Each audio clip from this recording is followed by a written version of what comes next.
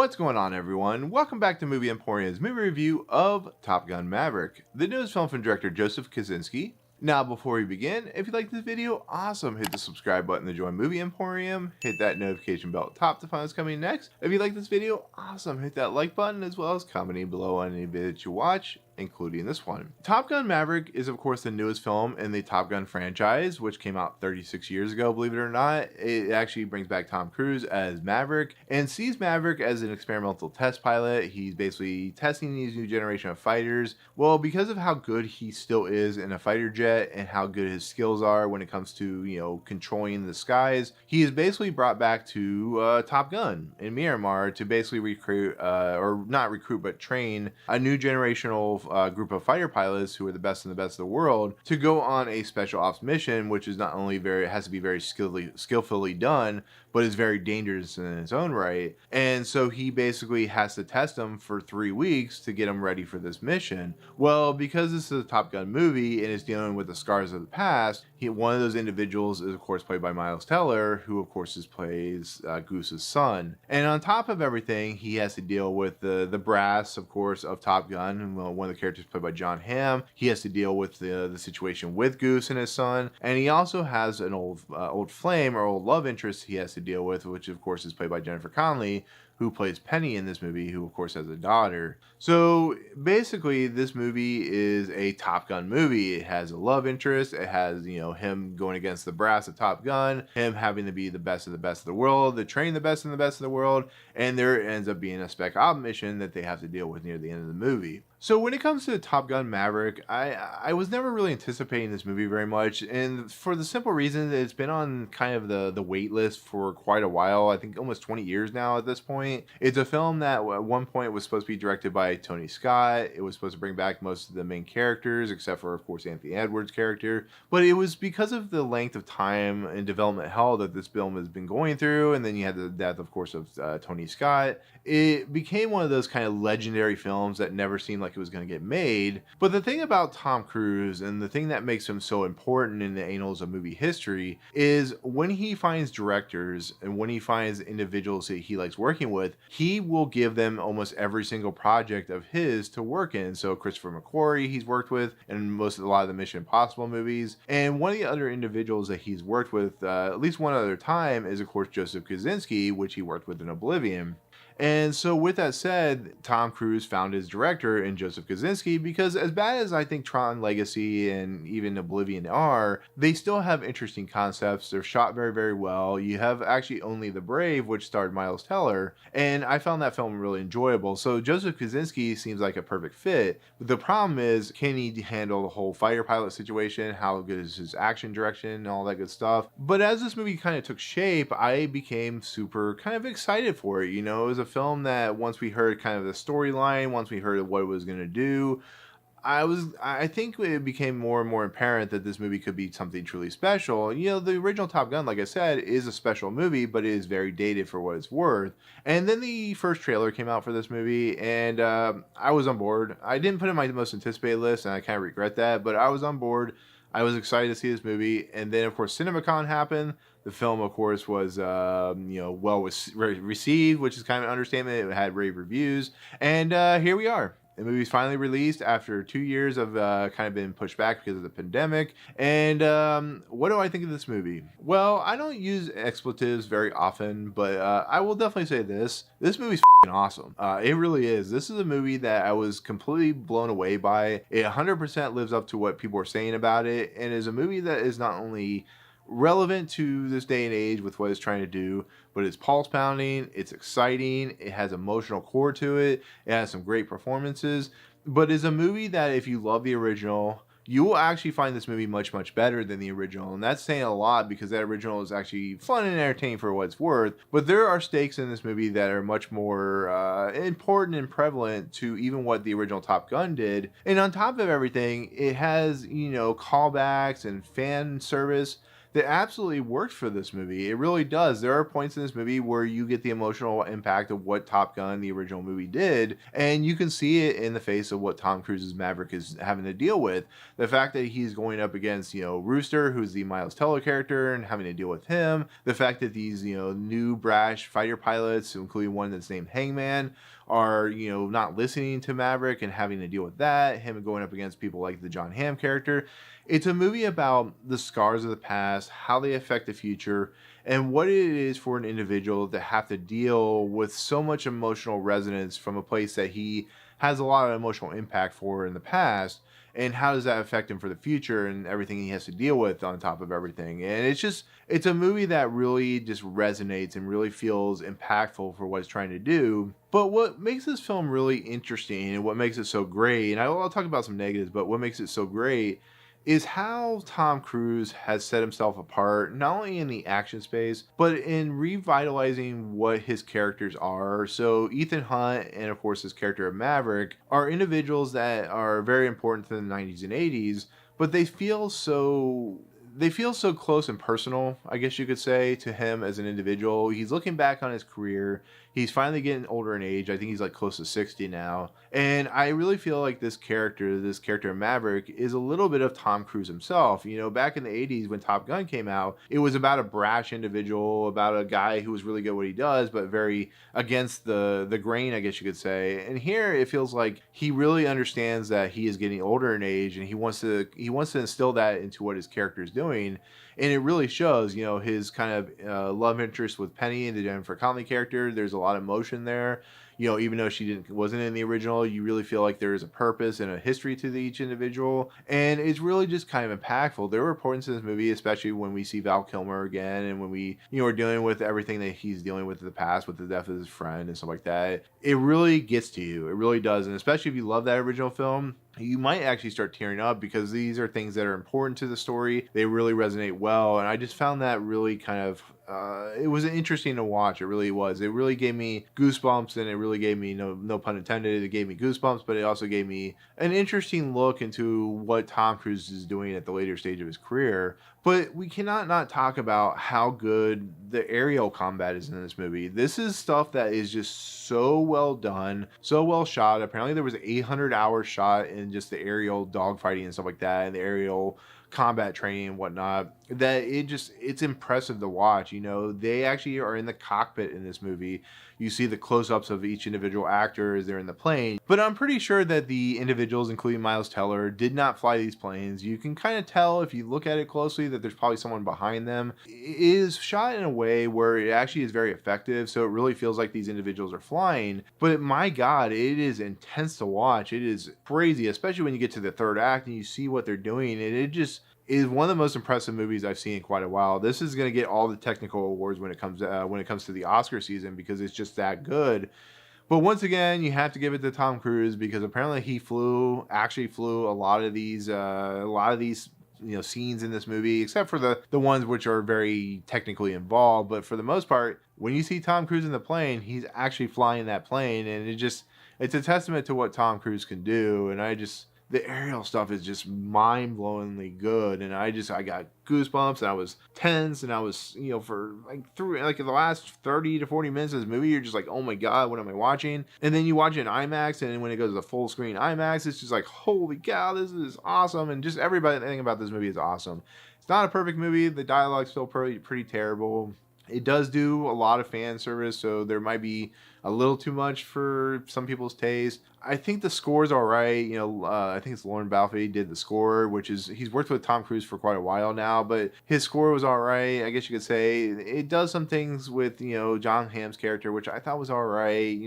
Bringing in some of these fighter pilot characters, the best of the world, are all right. But the thing that makes it a negative is always been what Top Gun has been, which is a little cheesy, which has been, at this point, a little fan servicey. But in the end, those are more like nitpicks. I mean, John Hamm has to work with a script that's not really that great. And like I said, there are conveniences which move the story forward and give it a little problematic material. And like I said, a lot of stuff could never happen in real life. In the end, it is a Top Gun movie. If you really like that original Top Gun movie, you're going to be ecstatic by what you see in this movie, because it really is a much more confined, much more a structurally sound movie than the original Top Gun ever was. And that's not to say the original Top Gun movie's bad. I'm just saying that this movie is a much, much better movie with much, much more interesting emotional core to it. So in the end, when you go see Top Gun Maverick, which I'm sure a lot of you guys will, it's a great movie. It really is. It's a fantastic popcorn movie. It shows Tom Cruise at his best and really is a movie that has a lot of impact with not only the original movie, but with what Tom Cruise sees as himself as a actor in his older age. And it's just a fantastic movie with amazing aerial scenes and combats and stuff like that. So overall, highly recommended. Probably the movie of the summer for me at this point. Unless something else comes around that I don't know about. I don't think Jurassic World is going to do that, but right now, this is the movie of the summer. So, and with that said, that is going to be my take on Top Gun Maverick. Thank you so much for watching. You're probably going to go see this movie. So in the comments below, what do you think of the original Top Gun? Are you looking forward to the sequel? All that good stuff.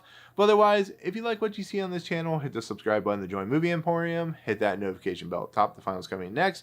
If you like this video, awesome. Hit that like button and we'll see you guys on the next video. Peace out.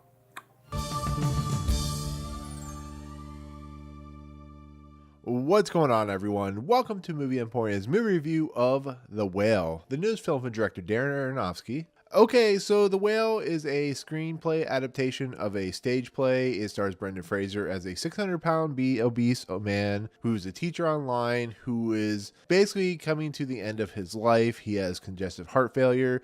He has a friend slash nurse played by Hong Chow who plays Liz. And one night when he is doing something, he basically finds out that he only has like a week to live. So he calls on his, daughter, who's played by Sadie Sink. And he basically, this story is looking back on your life because he once had a boyfriend. He left his wife for his boyfriend and his daughter. He wants to reconnect, and he wants to kind of put as, what he believes is the white whale, the big whale situation, and to rest with his daughter by helping her, telling her he's going to give her money and stuff like that. And it's basically about the life that we look upon and everything to imagine.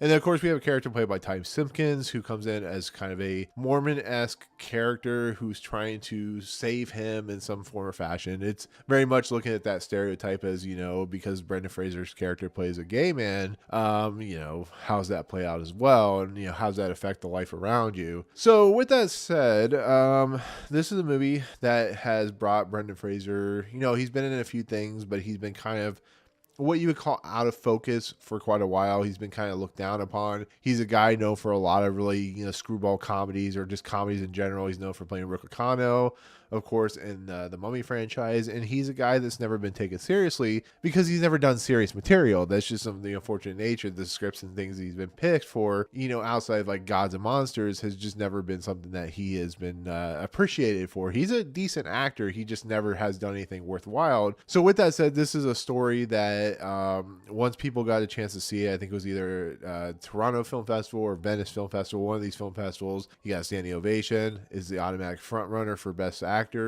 And this is a movie I had a chance to see at the Miami Film Festival, but I didn't have a chance because I was moving and stuff like that. So it's now releasing in theaters. Quite a few people can see it now. And for my honest thoughts of this movie, I'm not a fan of this movie at all. I actually think it's very rote. I know it's based off a stage play, but the characters in this movie outside of Brendan Fraser are pretty bad, to be fairly honest. Sadie Sink is really bad in this movie, to be fairly honest. She's not great. She's over the top. She's very silly in the performance. She's very angsty, but it never really feels like a character or dimensional character in a movie. It feels like something that was kind of typed up on a notepad and then thrown out there as kind of somebody that we could have as the kind of antagonist in this movie. And I never felt her character worked. It's the same thing with Ty Simpkins' character. He comes in as this character that does specific things and has specific purposes and comes up with revelations later on in the movie. But once again, he's more revolving around the Brendan Fraser character, the Richie character, whatever his name is, or Charlie, I'm sorry. And then Hong Chow, who plays Liz, is a character we find out a little bit more throughout the movie. She has the most depth, but once again, it's just another character that kind of revolves around this character. It's kind of the overarching narrative of who this, I think it's Charlie or something like that, who Brendan Fraser plays. To be fairly honest, I just felt the movie was lacking. It's another Darren Aronofsky movie where he delves into these stories of these very downtrodden, very depressed, very broken individuals. And sometimes it works. It works here with Brendan Fraser's character because he's really good. He's an Oscar-worthy contender. But it's also like The Wrestler with Mickey Rourke, or High with the characters that were in that, or anything that Darren Aronofsky is known for doing. Brendan Fraser feels like he's like outpacing everyone in this movie, and there's like points where you like are not focused on Brendan Fraser's character, and it really shows. It's really kind of dramatic, and there's stuff between Ty Simpkins' character and Sadie Sink's character which feel very just out of place, and just everything about this movie feels the worst tendencies of Brendan or Darren Aronofsky in a lot of respects. It's the same thing as the problems I had with Mother, same problems I had with The Fountain, which there's a lot of interesting ideas and concepts there. They're just not very well executed, and just it's infuriating to watch because this is going to be a role that Brendan Fraser absolutely delivers and probably wins the Oscar for, and I'm truly happy for him. But I feel like that Brendan Fraser just deserves a lot better than some of the movies he's been put in. I think this is a role that he was able to take and kind of lead off of what Darren Aronofsky was presenting. There are even points in this movie with Brendan Fraser's character where it almost feels like you're trying to instill some kind of weird, I want to call emotional resonance with him, but it almost doesn't feel correct. It doesn't feel right.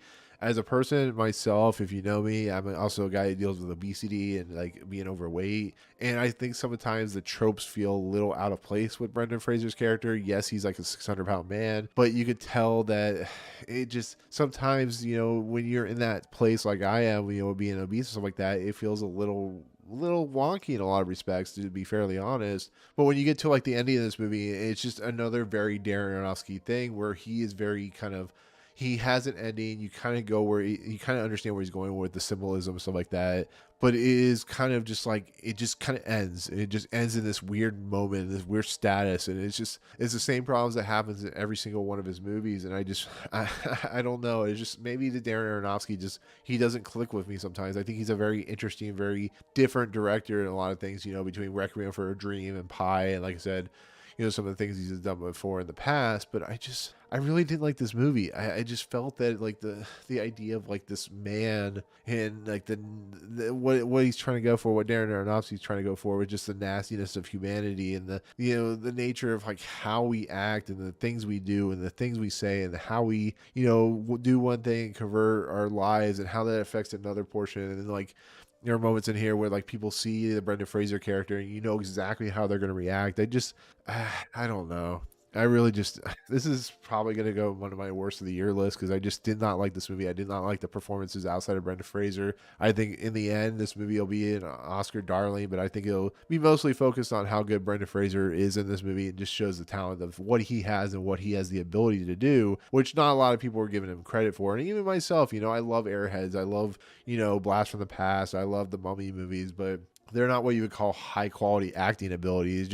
It shows Brendan Fraser for what he was, and this finally gives him a meaty role, which I think he delivers on. And there's also things about like the fat suit and stuff like that, and you can tell when he walks that there is some like artificiality to that, and that might be the ideas and stuff like that. But there also might be some symbolism there where it might lean towards one route of his character and why these characters are playing out the way they do. But I just don't get that sense that that's what Darren Aronofsky's going for, even though if you watch Mother, you can know he has very much symbolism as in like the Bible and the ideas of creationism and stuff like that. I don't know. There's a lot going on there. You could do a whole probably study on this movie just trying to figure out what the problem is. But with that said, that is going to kind of where I'm going to leave it. Matthew Lebatique's cinematography is really good. It is like a square frame movie, so it's like a 4:3 picture, which means there's black bars on the sides, which is kind of interesting. And one more thing, the music, I don't know what's going on with it. I know I almost felt like Trent Reznor and Atticus Ross were doing the music, but in the end, I didn't like this movie. I really did. And I think, once again, it's one of the worst films I've seen this year. Whether it be in my top 10, I don't know. That's just how I honestly feel. But Brendan Fraser is definitely great in this movie, definitely Oscar worthy. I think his performance definitely stands out. It just stands out against some really bad performances. Not saying Sadie Sink's a terrible actress. I just think she was just put in a weird space with this movie. So anyways, with that said, that is going to be my take on The Whale, the new Darren Aronofsky film. Thank you so much for watching. Comments below if you see this film. What do you think overall? If you like the film, perfectly all right. Let me know why you liked it. If you didn't like it, tell me that as well. But with that said, thank you so much. If you like what you see on this channel, hit the subscribe button to join Movie Emporium. Hit that notification bell at top to find what's coming next. If you like the video, awesome. Hit that like button, and we'll see you guys on the next video. Peace out. What's going on, everyone? Welcome to Movie Emporium's movie review of Everything, Everywhere, All at Once. The newest film from directors Dan Kwan and Dan Schneider. Now, before we begin, if you like this channel, awesome. Hit the subscribe button to join Movie Emporium. Hit that notification bell at top to find what's coming next. If you like this video, awesome. Hit that like button as well as commenting below on any video that you watch, including this one. So the directors of Swiss Army Men are back with a new film that stars Michelle Yeoh as Evelyn. She's an individual that is pretty lost in her life. Her daughter doesn't really love her, doesn't respect her. Her husband is not really there, I guess you could say. And then her father's kind of out of it. And in the process of everything, because this is a Kwan Schneider movie, things start to go out of control as Michelle Yeoh's Evelyn character starts to kind of envelop herself in this multiversial type movie where she takes pieces of different parts of her life and different multiverses and starts to use them in this kind of battle for good and evil to find her daughter, to protect her husband and just protect herself. And it just becomes this kind of odyssey of just strangeness, but kind of, uniqueness in a lot of ways, which is what they're known for doing. But it also has an interesting cast, which of course brings back Ke Kwan, who of course played Data and of course Short Round in the original Goonies, and of course Indiana Jones in the Temple of Doom. It also brings in James Hong, who is a famous, well-known actor in the Chinese market as well as in America, who plays the grandfather. And it brings in Jamie Lee Curtis as this really interesting IRS individual that kind of gets thrust and kind of becomes part of this weird, insane plot that this movie involves with. Like I said, it's very multiversial, it's very irreverent, and it has a lot of pieces and parts that I can't even begin to spoil, where it would take like 3 hours to explain this movie. So just think of this film as a family action sci-fi multiversial movie with some really interesting concepts and ideas behind it. That's what this movie is trying to be, while being a Kwan/Schneider movie, which is a really strange odyssey of adventure. And on top of that, it's produced by the Russo brothers, so go figure. So this was on my honorable mentions for 2022. I actually really like this trailer. I think it was unique. I think it was interesting, and it's an A24 film, so it's going to be out there and bonkers and weird.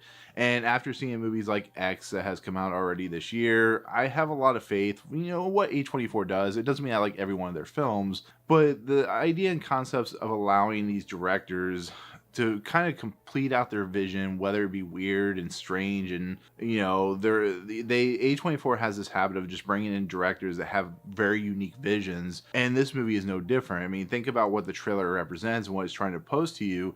It's just hot dog fingers and all kinds of weird stuff and fighting and just everything you can imagine is stuffed in this movie, which makes the title actually kind of relevant. Everything, Everywhere, All at Once, which is actually the chapters of this movie. And I was really excited to see this movie. I'm not gonna lie. I was really interested. I heard it was fantastic from South by Southwest where it premiered, and I felt this movie could be something truly special. So I got to see it, a couple weeks early before it actually releases worldwide. It's releasing limited in March 25th. And I will say this movie's not gonna be for everyone, but if you want to go in and be entertained and laugh and be emotional and just watch a weirdly warped and strange and disturbing and just bonkers outright film, this is that film for you. This movie is absolutely impeccable in its storytelling. It's impeccable in its characters. Every single person in this movie, from Michelle Yeoh to Jamie Lee Curtis to James Hong to the daughter to, of course, Ke Kwan, gets some moment to shine in this movie. And how they have to handle what the story wants them to do is absolutely insane to watch, but it is absolutely done to perfection. This movie is one of the best of the year. It's an incredible piece of filmmaking. It is every emotional moment that you can put in a film, and it does it with just reverence. It does it with passion. It does it with specialty. It knows what it is. It knows what it wants to be, but it also wants to be something different and unique, and they just knocked it out of the park. The two directors in this movie they took what they did with Swiss Army Man, and and they just completely turned it up to 11. If you ever seen Spinal Tap, it went up to 11, and this movie just absolutely delivers on all fronts. The action is amazing, the comedy is amazing. This movie does multiverse like no movie has ever done before, including Doctor Strange and the Multiverse of Madness, which I'm sure deals with a lot of this kind of craziness. But just the fact that a A24 movie takes the idea of not only family and our place in the world and the ideas that, you know, where we are at that moment is everywhere. It doesn't matter if you have different multiverses or different lives. You know, there's always been that concept of proof that there may be a multiverses out there. The person that you are is going to be slightly different, have slightly different lives, but there's always going to be something about what you are, who you are, and how you react to everything. And even though this movie is bonkers and insane and crazy and just over the top, it has that emotional core of just that. It's what is Michelle Yeoh want out of her life? She is an individual that is very sad and very, you know, kind of out there in her own kind of reality, and she just doesn't know how to react, especially with her daughter who is a lesbian, she has to deal with that, especially the, you know, the culture she lives in. Her grandfather is just kind of all over the place. Her husband just doesn't care. It's just those emotional cores that are wrapped in this movie are so devastating to watch, but so heartbreaking and so passionate. It was just it's an amazing movie to watch when you think about it, when you're just sitting there going, I'm watching this thing where these people have hot dog hands and these people are doing things that are, you know, very action oriented to movie style, and then you have this like truly amazing emotional core to it. And I just, oh man, I love this movie. I actually teared up a little bit. This movie near the end of this, it's a very long movie. It's 2 hours and I think 15 minutes. But when you get to the near the end of this movie and you see kind of what it's representing, you see the kind of the ideas that the directors are presenting, it will get to you emotionally, especially if you're a parent or especially if you're someone who is still trying to find that thing that connects, you know, everybody in the family. And that movie, that type of movie just hits with me. And like I said, I'm getting goosebumps right now, but it's just that type of thing is just, it's very emotionally powerful, I guess you could say. And that's why it makes this movie so special. And it's a movie that, like I said, it's not going to be for everyone because it does go to things and it does things. There is a fight sequence in this movie that you will remember as one of the most bonkers fight sequences you'll ever watch. You'll know it when you get there because you'll be laughing your ass off while having fun watching it. And most of the things in here are like that. They're just weird and kind of out there, but they have purpose and reason. And the actors have purpose and reason. And they have, you know, they play it for fun, but they also play for emotion. And that's what makes a truly special movie for, you know, something that I didn't know if it was going to be that insane. And yeah, it works. It really does. It has a great score, great cast, great direction, great producing credits, great writing, and is a movie that is truly unique. You know, you always say there's always like a unique movie, but this is a truly unique wonder tour de force type movie. So this is definitely one going to go in my top 10 of the year because it's just that good. And I highly recommend it for if you want a unique experience with a lot of emotional core, but great over the top, silly action. Just remember, it is a little longer. I think I would have maybe taken out like 10 minutes out of the movie, just kind of even out the pace, but I think it works. I think it really does. And that ending is just, it's powerful. So, but with that said, that is going to be my take or my at least non-spoiler review of Everything Everywhere All at Once. I want to do an ending explains, but I think that would take me about 4 hours to explain this whole movie, which is, it's a really complicated movie. But in the comments below, let me know what you think of the movie. If you have seen it, are you excited to see this movie after you've heard the reviews from it? Let me know in the comments. Otherwise, if you like what you see in this video, hit the subscribe button to join Movie Emporium, hit that notification bell top to find what's coming next. If you like this video, awesome, hit that like button, and we'll see you guys on the next video. Peace out.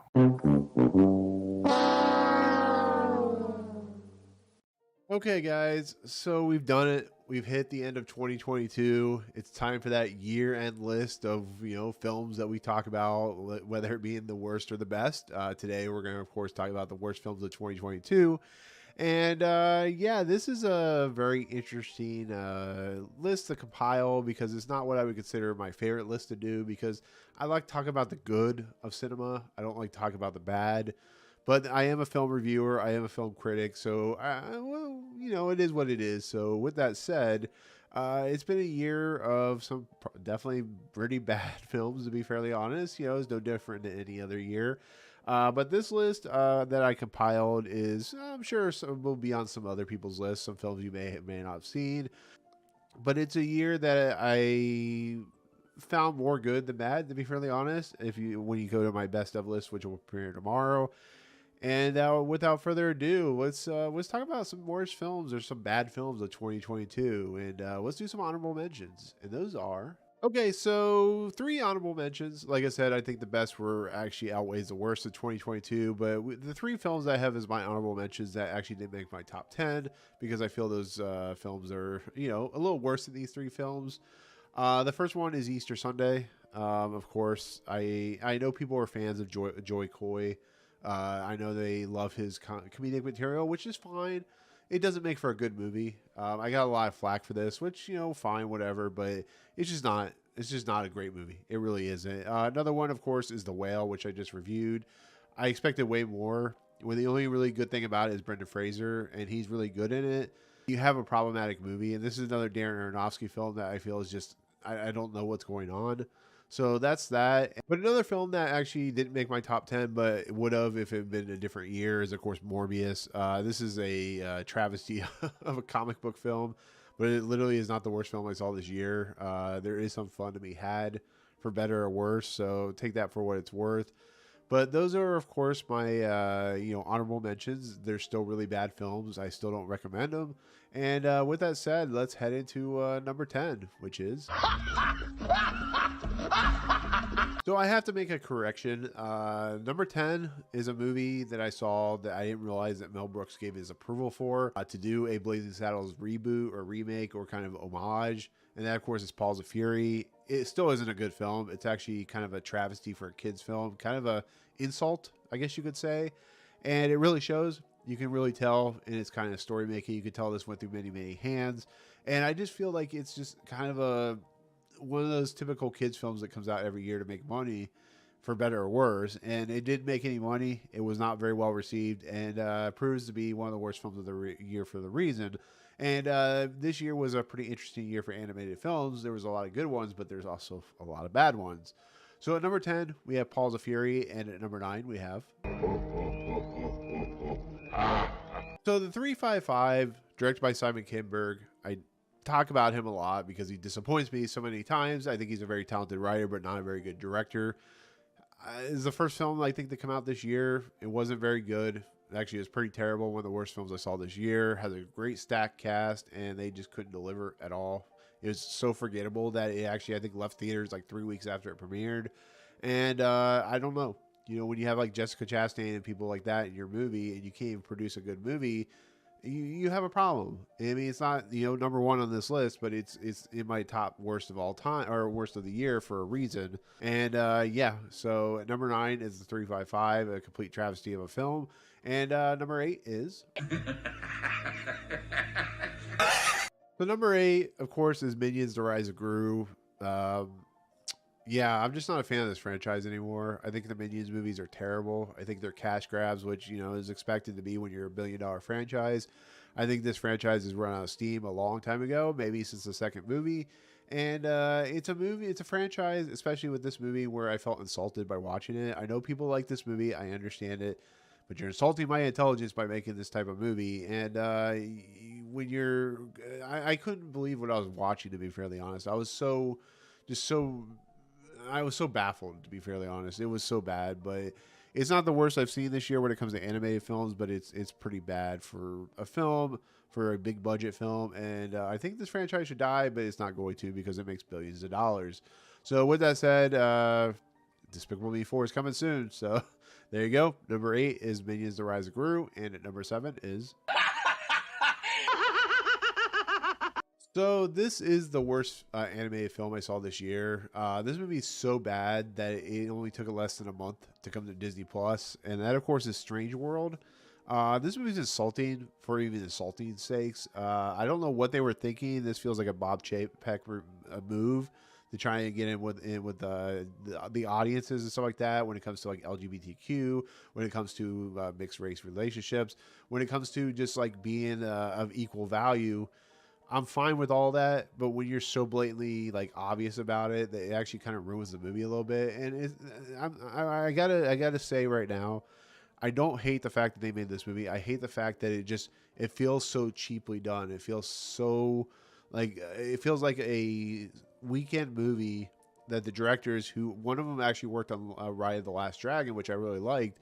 and just completely didn't know what to do with it. Like it is a very standard by the book type of movie. It's a very it's a very like poorly looking done movie. Everything looks bland. It just is not a Disney movie. This feels like early Disney like animated films back in like the I don't know, Chicken Little or Home on the Range more than what they put out recently. I'll even give Frozen 2 more credit than this movie because this movie's just bad. It's not even worth watching. I don't recommend it at all.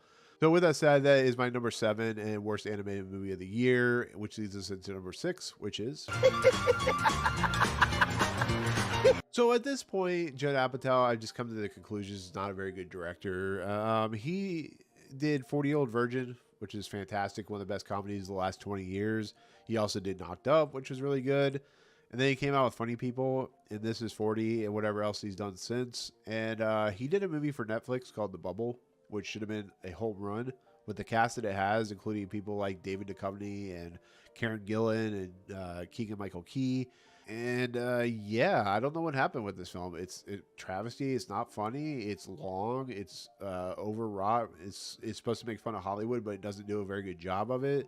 And I just feel like it's a film that completely just doesn't know what it wants to be. It doesn't know how to deliver on the premise that it's premising. And yeah, for a film that's directed by Judd Apatow, I don't know what was going on in this film. And yeah, it's pretty bad. It's a complete travesty of a film and deserves to be in the worst of the year list, which it will be on many other people's lists. So number 6 is, of course, The Bubble. And at number 5, we have... Sometimes you just should let the franchise die after the first film. I said that a long time ago. I mean, Jurassic Park 3 is fine for what it's worth, but this Jurassic World franchise, the first one, I guess you could do Force Awakens where it was a little bit of nostalgia, but this franchise is completely gone. It's dead.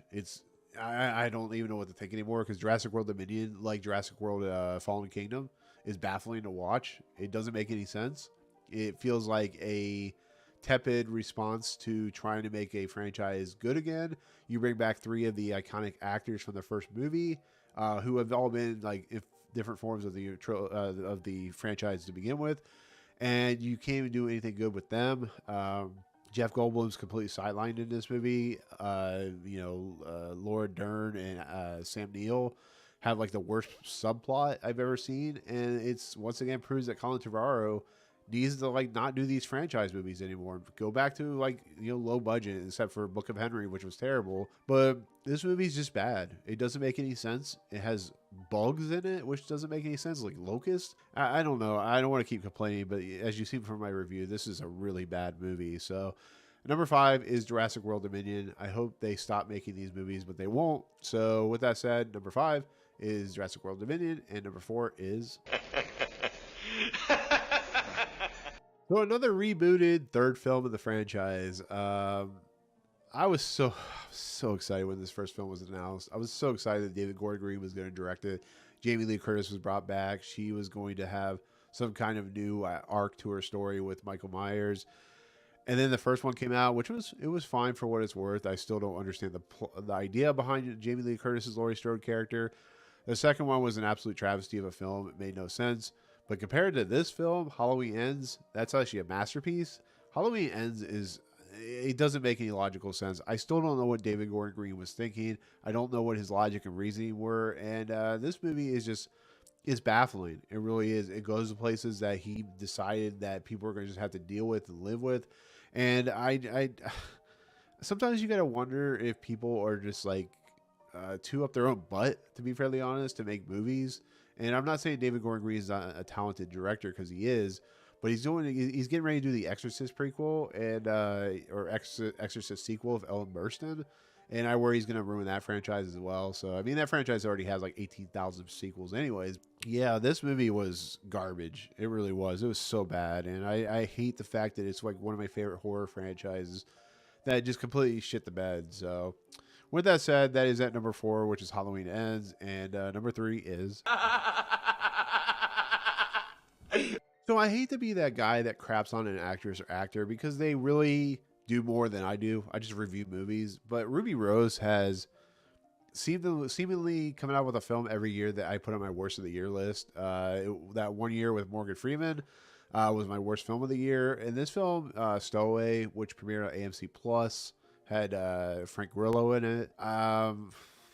It's baffling. I don't know. It's one of the worst films I saw this year. It's actually going to be my number one until I saw these two other films, and it's I don't know. There's no plot. There's no reason. There's no logic. So at number 3 is Stowaway. It's really bad, and at number 2 is. So number 2 is a film that I saw at the beginning of the year. I was given a screener for it, which I always appreciate when I get screeners for films. But Vanessa Kirby had just recently got a nomination for an Oscar, and I expected a lot more out of her than what we got in this film. This feels like when Cuba Gooding Jr. won an Oscar and then did like Snow Dogs or whatever he did after that. Italian Studies is a film that nobody's probably ever seen or heard of. Most people haven't. I know some people who do like this film, but I don't understand what this film is even about. This film has so many illogical reasonings and ideas and concepts that it almost feels like it's an insult to your intelligence. It doesn't go anywhere. There's no kind of story-driven pattern to this movie, which I don't understand what they were thinking with that. And it's just not a very good film. It doesn't have any concept or ideas. And I think Vanessa Kirby, who's trying in this movie, I gave her credit, is doing better than what Ruby Rose did in Stowaway, is completely not devoid of any interest in this movie. And I just felt the movie was just kind of a complete waste of time that for like 85 minutes just kind of went off the rails. And it was just a very bad movie. It really was one of the worst movies that I saw this year. I mean, I saw it back in January and it still sticks with me as one of the worst films I've seen this year. And yeah, it's bad. So with that said, that is at number 2. And number 1 should be no surprise if you see my rant video for this movie.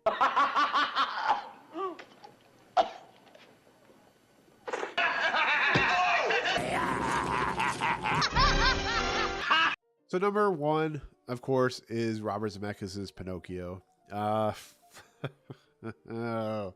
Disney. Stop making live action films. You're ruining your whole entire catalog by doing these films. It's a reason this movie was on Disney Plus. It's a reason this movie was heralded as one of the worst of the films of the year. I can't believe Tom Hanks agreed to this. I can't believe they agreed to do this film. And the movie is insulting. It's one of the worst films I've seen this decade, to be fairly honest. I know we're in 2022, but there is enough to be said that this film doesn't deserve the celluloid or the digital filmmaking that Robert Zemeckis puts on screen. And he just did another really bad film called The Witches, which was another remake of a property that we've seen as kids, I guess you could say. And it's just a film that really insults my intelligence. I think the fact that Pinocchio reaches down and touches poop, I think the fact that he looks really creepy. I think the fact that Jiminy Cricket, Joseph Gordon-Levitt's trying, but it just can't get anything out of him. I think the ending is absolutely just kind of mind-boggling how bad it is. Everything about this movie is bad. It's the reason it's my worst of the year because it's so insulting of your intelligence.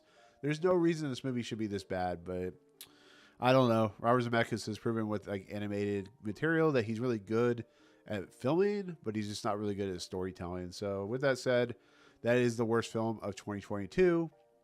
It is Pinocchio.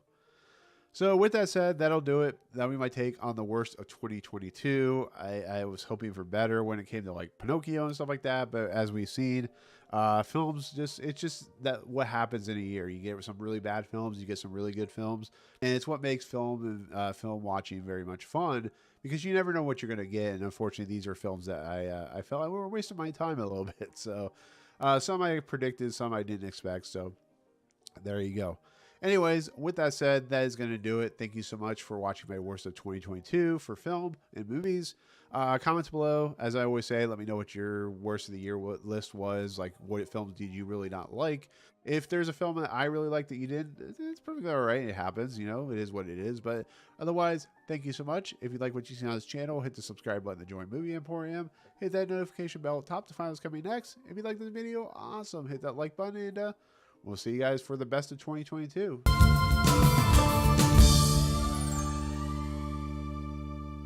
What's going on, everyone? Welcome to Movie Emporium's Best Films of 2022, a list where I give you my favorite films of the year that was 2022.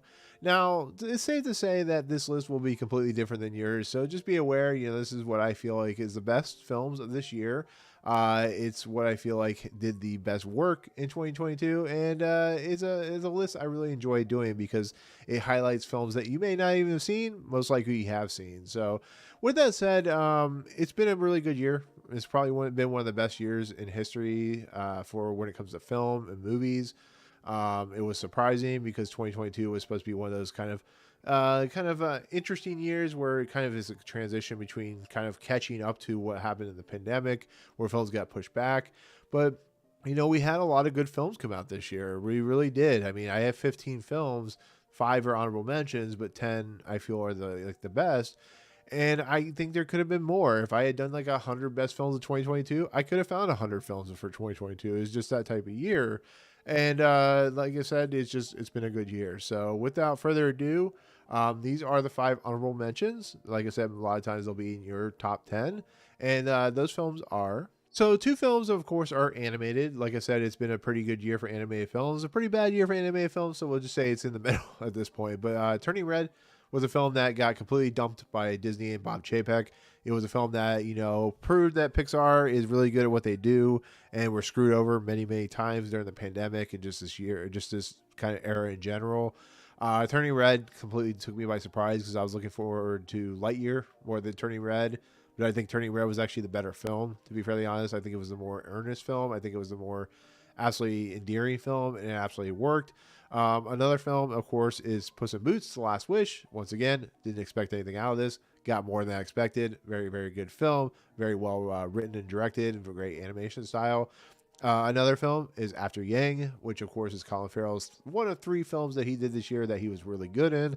Definitely worth a check. I think it has one of the best intros to any film I've seen in quite a while, to be fairly honest. I think that's what sets this movie apart. Another film that shouldn't have worked is Chip and Dale's Rescue Rangers. I think this is a film that it's better than it should be. That's where I'm going to leave it. It's so good. And the last film in my honorable mentions was a film that was recommended to me by Movies and Munchies.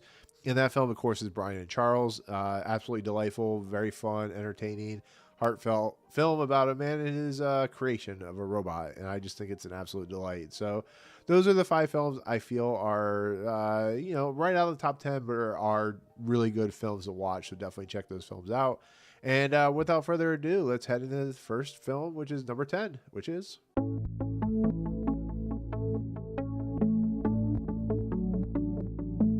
Okay, people, I get it. You put this film higher in your list. I think there are better screenplays, better stories told in this list, to be fairly honest, but I can't take away from what this film did. It was a film that came out, that was a sequel to a film that came out in 84, 85, 86, or somewhere around there. It's a film that shouldn't have worked, got pushed back 3 years because of the pandemic, similar to a film like, Coward Robert Ford. It's a film that really didn't have a lot going for it, and that film was Top Gun Maverick. This is a film that delivered on all fronts. I don't think the story is as good as people say it is because I think it's very traditional by the book, but I think it's a very worthy picture or film or movie just on its like action and set pieces and, thrill ride and the cinematography and how much they shot. It's just an absolutely entertaining, exciting film. Once again, proves that Tom Cruise is just insane for what he does. And this movie was a huge hit, $1.4 billion, and was a great film. It really was. It was an entertaining film, one of the best I saw this year. And it would have been higher, but like I said, there's 9 other films that are better. So number 10 is Top Gun Maverick, and at number 9 we have...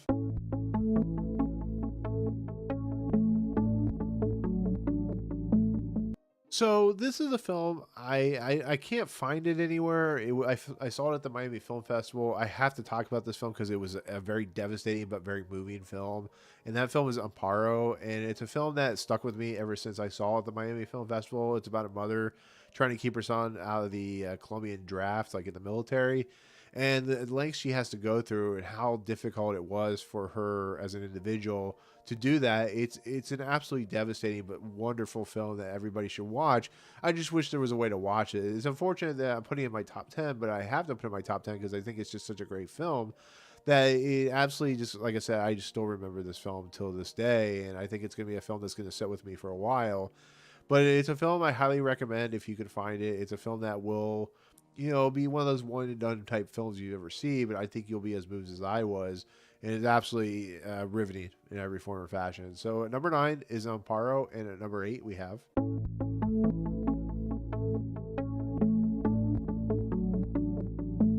I think it's safe to say at this point nobody expected Prey to be any good. Nobody at all. I like Dan Trachtenberg. I think that his Black Mirror episode is fantastic. I love 10 Cloverfield Lane, but Predator doesn't have a very good track record. It has become a creature feature franchise that just hasn't gone places. People like the Adrian Brody Predator film, which is perfectly all right, but this is a film that I didn't know what was going to go. I didn't know what was going to happen when I was going into it. Then I heard some really good reviews.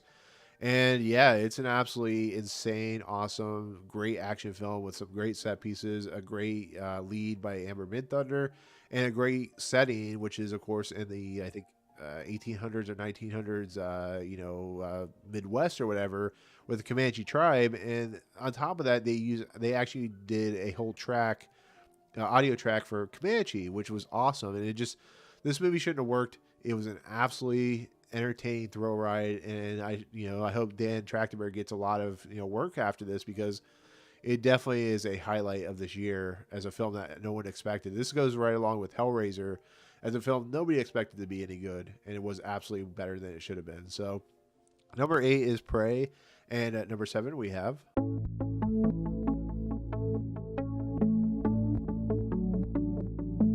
Now, I'll say this with my number 1 film, A24 knocked it out of the park this year. Yes, there was a couple films that were probably not, I wasn't as big a fan of, but that happens with every studio. But for the most part, they were batting like 800. It was insane what they did this year. But one of the films that I watched that was completely devastated, but also enlightened and enraptured and just had a great time with, was Marcel the Shell with Shoes On, which is a Jenny Slate / Dean Fleischer Camp YouTube short that got turned into a movie. It's an absolutely delightful little film. It really is. It's a film that has a lot of heart to it. The fact that it's a shell with shoes on that is anthropomorphic or whatever, and has this whole world that is being documented and becomes very famous. There's a lot of themes behind, the idea of, unlikely stardom, and the ideas of like family and the loss of family, and having to survive in a world that is bigger than even you can imagine. It does everything that you can imagine. It's so good. It's so powerful. And it's also very, very funny too. Watching Marcel and how trying to navigate this world in this house that he lives in with his grandmother, who was played by Isabel Rossellini, it's delightful. So, and number 7 is Marcel the Shell with Shoes On. And at number 6 we have.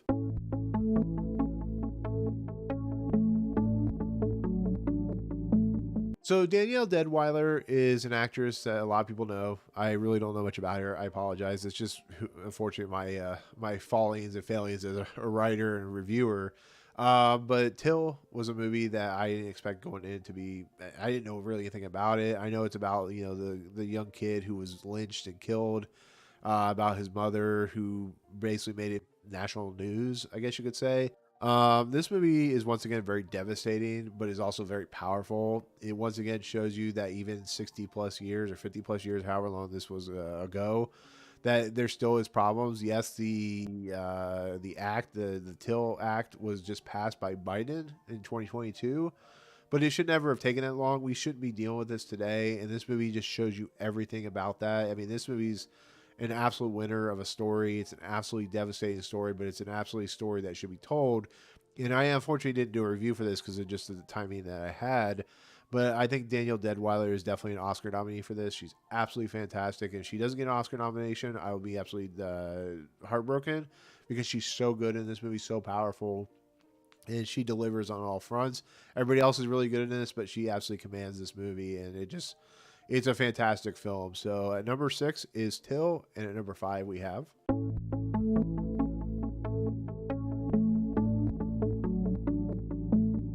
So how do you follow up Christopher Nolan's trilogy of Batman, The Dark Knight?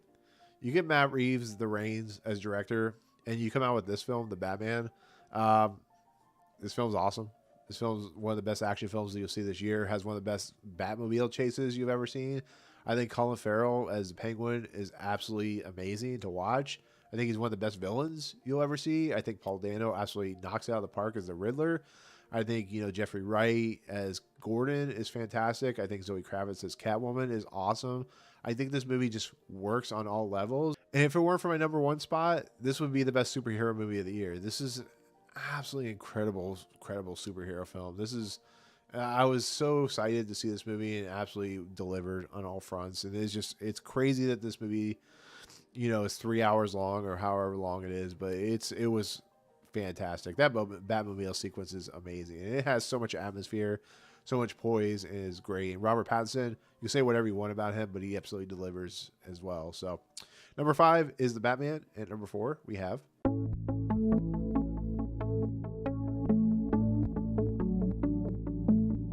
now. You heard me talk about Pinocchio once already, and that was for another Pinocchio film that was by a big name studio.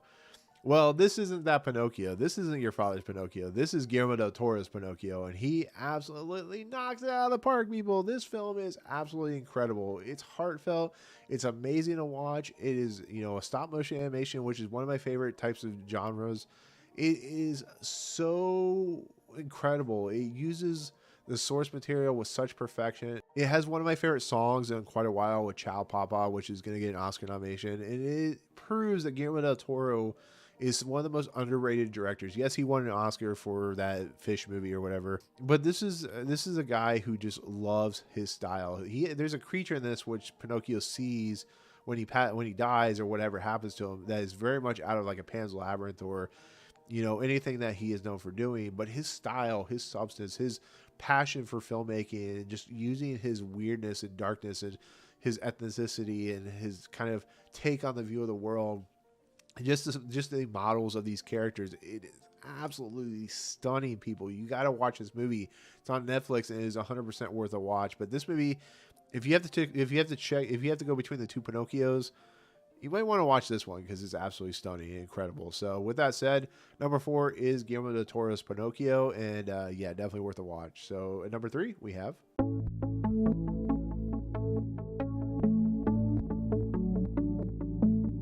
okay, I have a little bit of bias. I am a huge Weird Al Yankovic fan. I think White Nerdy. I think Tales from a Drive-Thru or whatever it's called.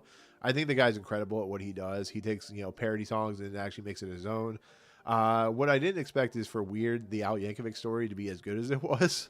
But I should know after watching like UHF that this movie would be incredible, and it absolutely delivers. Daniel Radcliffe as Weird Al is fantastic. He's perfect. He's absolutely incredible.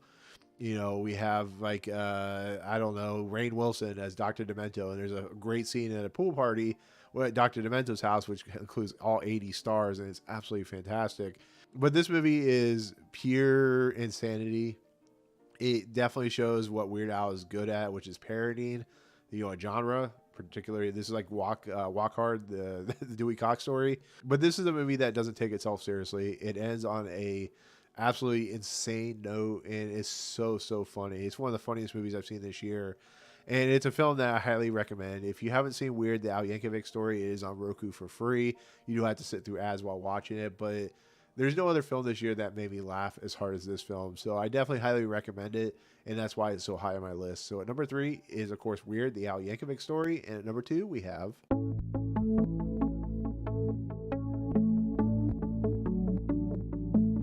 So this is a movie that a lot of people got to see in 2021. It premiered at Sundance in 2021, but I didn't get to see it till 2022 because that's when it premiered, to the audiences. And that movie, of course, is Flea. It's the most devastating movie I've seen since Collective, which was about that fire and all the stuff going over in that country. This movie is beautiful. It's one of the best animated movies I've ever seen. But it was nominated for documentary, animation film, and international film feature at the Oscars, which has never happened before. This movie is everything you expect out of a documentary. It's potent, it's powerful, it's devastating, it's heartwarming, it's engaging, and it's a film that I think should be seen by everybody. Like I said with Collective, it's a film that brings into new light stories that you don't really hear about, and that's what makes it work so well. And I think this movie is just absolutely wonderful. I really do. I think it really works on so many levels, and I think it's why it got the nominations that it did, because it's such a fantastic movie. And I wish I had been able to put this in my 2021 list, but unfortunately I wasn't able to. But I highly recommend it. If you have not seen it, definitely watch Flea. So with that said, number 2 is Flea, And we're at number 1 for my favorite film in 2022, which you should know already if you watch any of my videos. And so at number 1, we have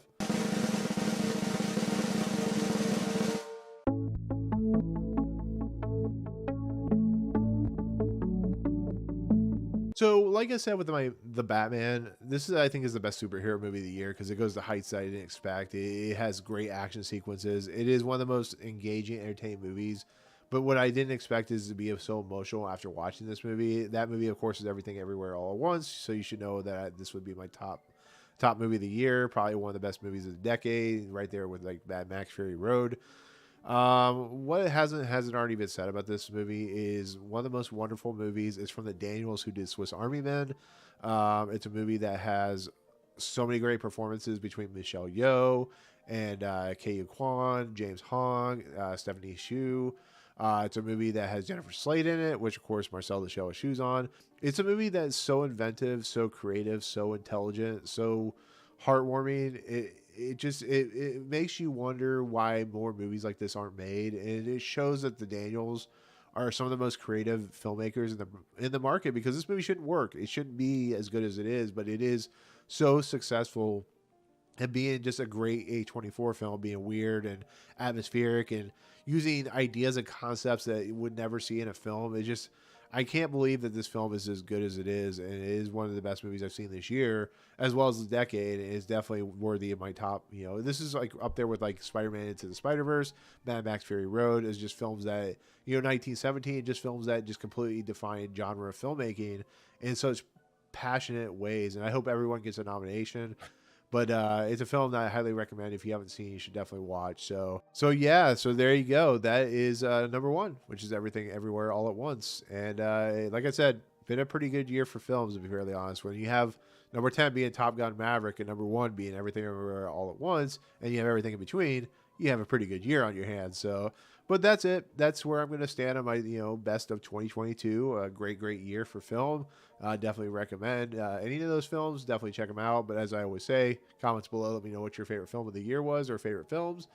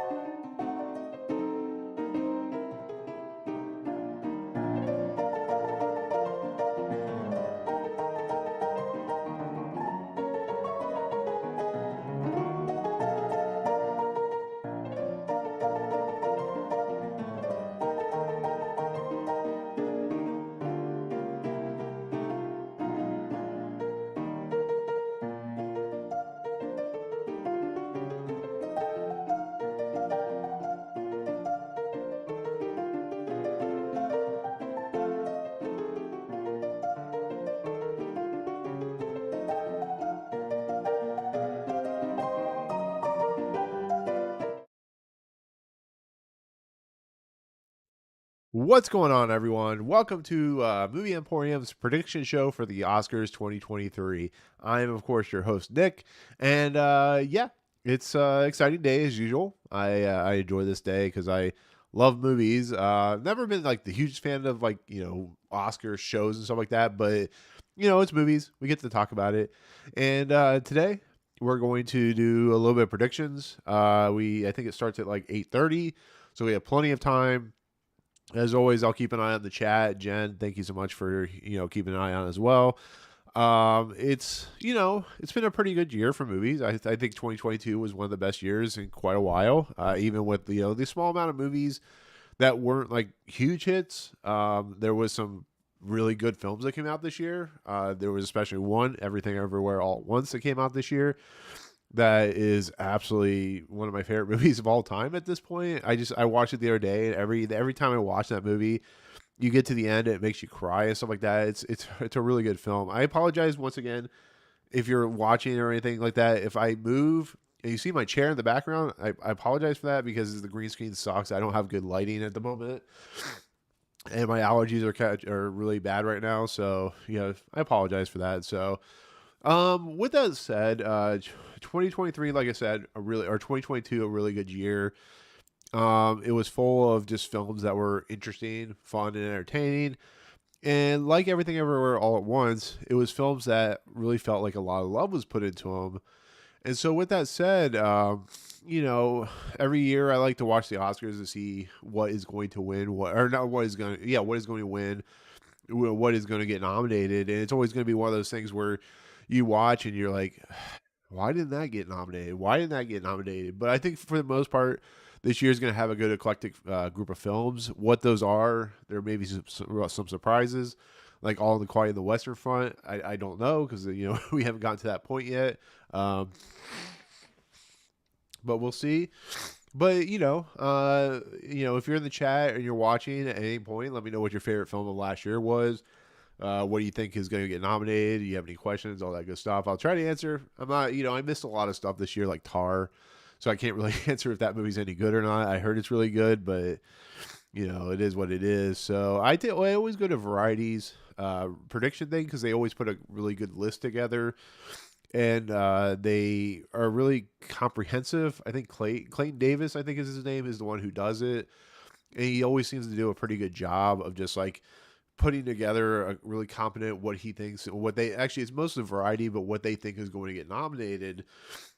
And throughout the year, I think up to like the 6 month point, they always start putting up their list, and then it changes throughout the year as movies come out, as what they get rated, all that stuff. And there's been some movies that have won like, Golden Globe Awards, the Critics' Choice Awards, all these different awards that kind of moves these things into, what people think are going to win, what people think aren't going to win. So that's why I usually go to theirs. There's other people I follow, that do a really good job of keeping up to date, that go to these film festivals, which unfortunately I can't go to, and all that good stuff.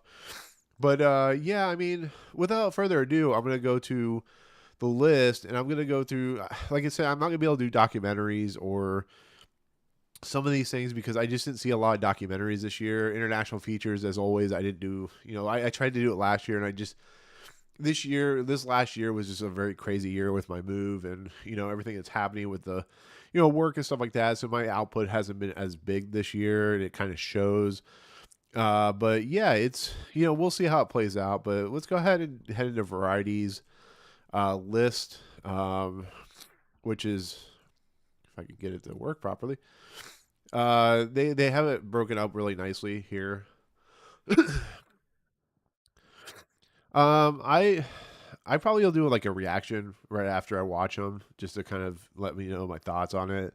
Don't know if I'll do a video after. Maybe I'll do like what I think is gonna win, because I haven't done that before. But maybe we'll see what happens, and maybe that's what I'll do. But so yeah, like I said, you have all these right here. Hopefully, they do a better job in the last couple of years of doing some of these smaller areas, I guess you could say. When it comes to like I don't know, sound and hairstyling and film editing and stuff like that. I think these people don't get a lot of love, and they're some of the most important parts of filmmaking. To be fairly honest, yes, you have your above the line, which are directors, actors, actresses, and stuff like that. But you also have the below the line stuff, which is like production and cinematography and stuff like that. So it is what it is. Excuse me a second.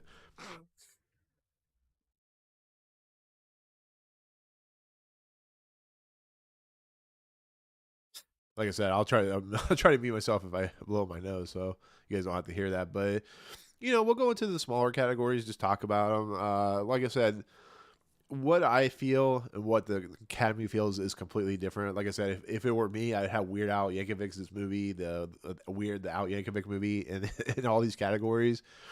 But you go to we'll just do original song first, starting out.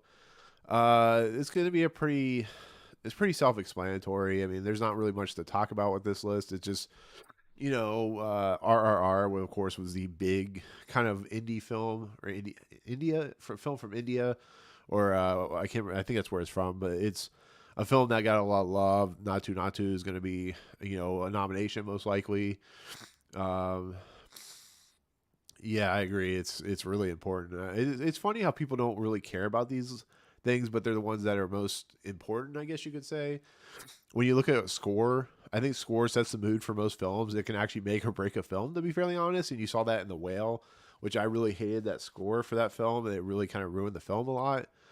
And its overarching arc. But you have, these are pretty standard movies that are going to get probably nominated. I mean, you're probably going to see, RRR's film get nominated for score. You'll probably see Black Panther's nomination for score. This one, the Guillermo del Toro Ciao Papa, is my favorite song of last year. If you haven't listened to it, please go find it on YouTube. It's absolutely wonderful. I think it's actually sang by the actor who does Pinocchio, and if it is, it's wonderful. I don't know. Tell It Like a Woman. I don't know Applause. I don't know. I've never seen this movie or heard of it, so I don't know. Spirited, of course. Good Afternoon. If you've seen Spirited, you know that song very well. It's very funny, very very humorous.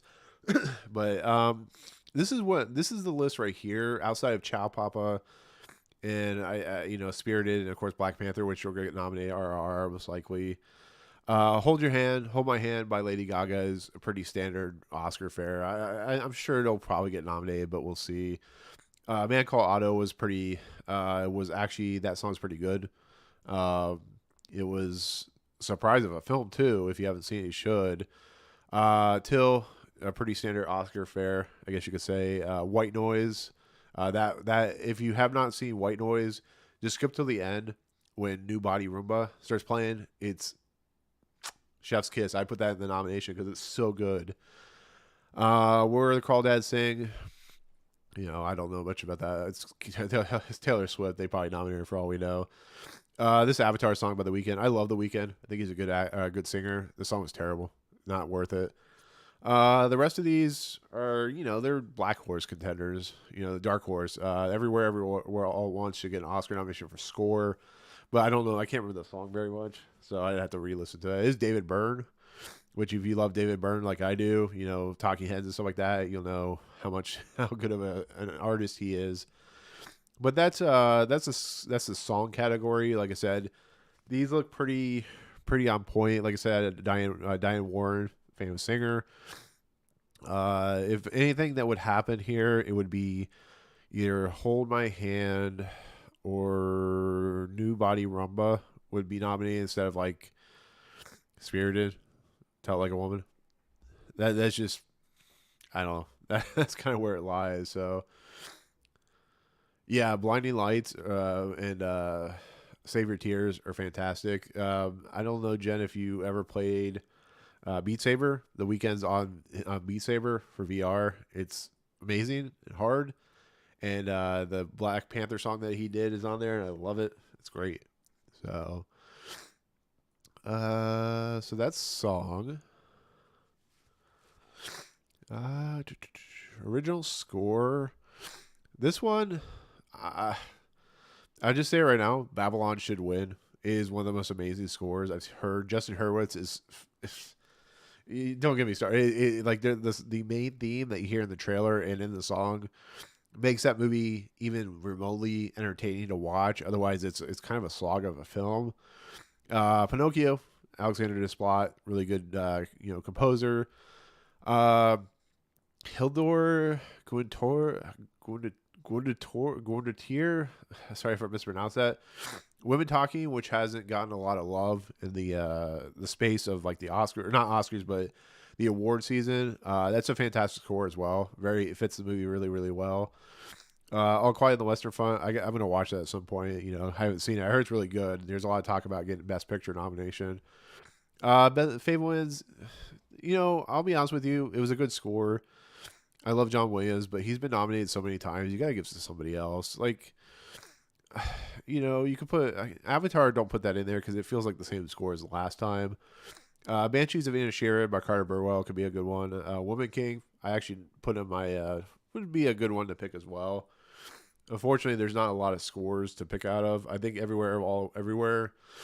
everywhere all at once would be fit as a was fit as a score contender because I love that score so much. But if for the most part, the top three are Guillermo del Toro's Pinocchio, Babylon, Women Talking. Like I said, I haven't watched all. This is going to be what it's going to be. Unfortunately, there might be, you know, Banshees of Inisherin or something like that, or Nope may get put in there or something like that. Maybe, you know, Glass Onion or something like that. But you know, I there wasn't the problem with 2022 though is you'll see a lot of these categories have not very many what we call black or dark horse, not black horse, dark horse contenders, and that could be, you know, a problem, I guess you could say.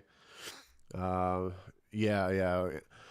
We'll talk about Angela Bassett here in a few minutes, but yeah, I mean, you look at it, it's just score pretty good. So, but yeah, most likely these will be the five that get nominated. Either it could be either these two as well get nominated here. Like I said, Pinocchio, Babylon, Women Talking are my three favorite scores of the year. They're fantastic. Everything Everywhere All at Once is another one I really like, and you know, Black Panther, Wakanda Forever's fine. She Said has a pretty good score as well. It's surprising. I've seen all these movies. It doesn't usually happen, except for All Quiet on the Western Front. So,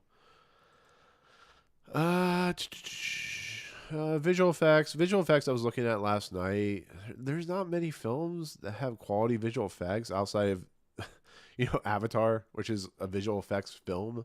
There's nothing. There's really hardly any live action in the movie except for the actors that are not digitally created by, you know, doing all that, you know, whatever work they do when they're have the motion capture suits on and stuff like that.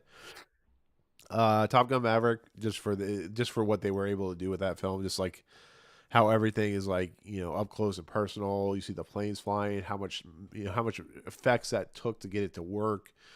Nope has a, you know, it's really creative. It has some really cool visual effects, so that'll probably get nominated too. 13 Lives. I was actually surprised this movie isn't getting more love in the Academy Awards territory because it's a movie that I think is actually one of Ron Howard's best films, but it just doesn't get a lot of love. I don't know why. I just don't get it, but it is what it is. Unfortunately, the Batman probably get nominated because the Batman, and that movie was fantastic. The movie was fantastic. Too bad it won't get Best Picture nomination because it should. Uh, here's where I laugh. Jurassic World Dominatrix. Jurassic World Dominion, pretty standard. You know, it looks fine. Doctor Strange in the Multiverse of Madness looks like a puke of visual effects that just don't work properly. All Quiet in the Western Front I still haven't seen. Black Panther, Wakanda Forever, another puke of a movie when it comes to visual quality. Fantastic Beasts, The Secret of Dumbledore. I have to be fairly honest if you're watching. When it comes to visual effects, unless you're being, I'm surprised that Everything Everywhere All at Once isn't on this list because the visual effects in that film actually outweigh all these other films, and that's just depressing to me because all these films have so much money and budget behind it, except for, like I said, All Quiet on the Western Front. That's a whole different experience. But Avatar, 100% worth, you know, worth getting a nomination just for the simple fact of what James Cameron just does every time he does. Top Gun Maverick, when it comes to visual effects, just how good Joseph Kosinski and his, you know, cinematographer, how good they shot the film. Nope has some creative visual effects that they use sparingly. Is not 100% always there until you get to the very end. 13 Lies, there are visual effects in that movie to kind of you know, capture the enclosure and kind of the, you know, the nature of being in like a very small space. The Batman uses visual effects in a very sparingly manner, but it's there. You can tell it's there, but it's not invasive. But when you get to these other films outside of All Quiet on the Western Front, they're more reliant on the visual fidelity than they are the containing of the actual movie and the story, which is a problem to me. That's why I think one of these films is probably gonna get nominated, whether it be Doctor Strange or Black Panther or Thor, Jurassic World, but it should be Avatar, Top Gun, Nope, The Batman, and Everything Everywhere All at Once. 13 Lives. You can make a a statement for that as well, but I don't know. I feel. Hey, what's up, Dan? How you doing? Yeah, my allergies are messed up right now. So, um, yeah, I mean, the problem with Black Panther is it was too long. It took way too long to get going, and just there was as much as I like the cast in that movie, and the cast is quite good. There was nobody as good as Angela Bassett in that movie, and we'll talk about that in the supporting actress role. But everything else was just kind of okay. Ryan Coogler, still a great director, but it just felt like it felt like because of what happened with I just forgot his name. The lead actor, the guy who played T'Challa, which he should have won the Oscar for outside of Anthony Hopkins, Chadwick Boseman. He should have won the Oscar that year instead of Anthony Hopkins because of what he did in that movie, Mrs. Whatever Bottom or whatever. But yeah, I mean, it's just visual effects should complement a movie. It should be what the movie is, and that's what the unfortunate problem when it comes to these types of things. So, with that said, that's visual effects. I took a little longer than I thought I was going to. Film editing, sound, feature, sound stuff like that. That's all. I don't know. Some of that stuff I like talking about with people that actually care about it, but it is what it is. So, cinematography. This one had some really good films this year. Top Gun Maverick, I think, should win. Just because of what Joseph Kosinski and Claudio Miranda did as just on a pure technical level, it's fantastic. Elvis, it's more visual. Baz Luhrmann, Mandy Walker, it's what you expect. Tar I have not seen. Empire Light I have not seen. Empire Light feels like a Roger Deakins nomination more than anything. Fablemans, same thing with Janusz Kaminski.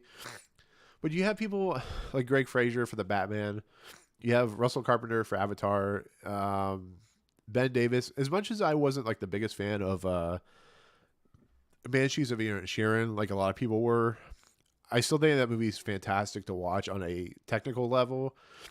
Just how it's simple but still technically diverse. Ben Davis does a really nice job. He's up there with Hoyt Hoytman and stuff like that. He's just very competent, doing very interesting things with the camera with the help of the director.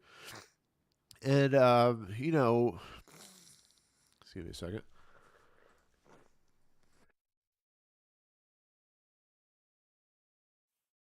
I mean, like for instance, Linus Songren for Babylon. As much as that movie kind of just weirded me out, that was a fantastic movie. That shot, and as much as insane as that shot was at the beginning, that whole party sequence is just one pure excitement after another, and it just works and stuff like that. And everything ever, if I would give Everything Ever All at Once a nomination, just because of the level of detail that Larkin Sepul and the Daniels were able to do with that. Even with the Woman King, with Polly Morgan, the Northman, which isn't going to get a lot of love this year. Everything in this other top contender list is much better than a lot of the stuff that's going to get nominated, and that's such a shame. To be fairly honest, I don't know.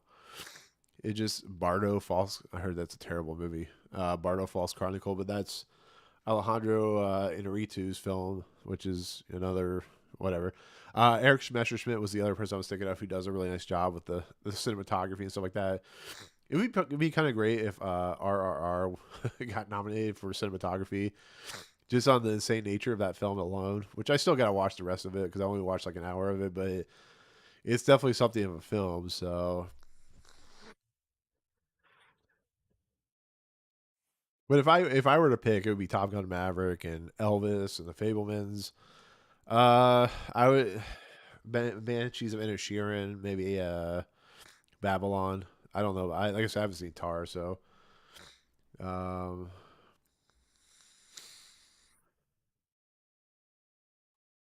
Payday's on Friday, huh? Make sure you send some of that my way. um, with that said, anime feature. Only one film should win this. And that is the that. Oh, I don't want you. I don't want you. Hold on a second. Anime feature. Only one film should win anime feature, and that is Guillermo del Toro's Pinocchio. Why does it keep freezing on me? There we go. Anyways, Guillermo del Toro's Pinocchio. If you haven't seen it on Netflix, that's all you need to know. Just watch it on Netflix. That should win. Marcel the Shell with Shoes On. Another film if it weren't for Guillermo del Toro's Pinocchio. I do question though if this is really an animated film because of the simple fact that it is animated characters, but they are in a live action world. So it's kind of like that dinosaur movie that came out many, many years ago. Where would that be a truly animated film? But I would just like to see it get a lot of love. So sure, put it in the anime film. I don't care. That's fine. Turning Red, another film that if it weren't for Guillermo del Toro's Pinocchio or Marcel Michel with Shoes On, definitely deserved to win. And this is a film that I didn't expect to ever love, which was Puss in Boots: The Last Wish. Um, Puss in Boots: The Last Wish is it's great. It is so great. It is. I that's all I can say. Yeah, yeah, right, John. Oh, hey, John, what's up? Yeah, it's not gonna get nominated. Maybe for some like technical awards.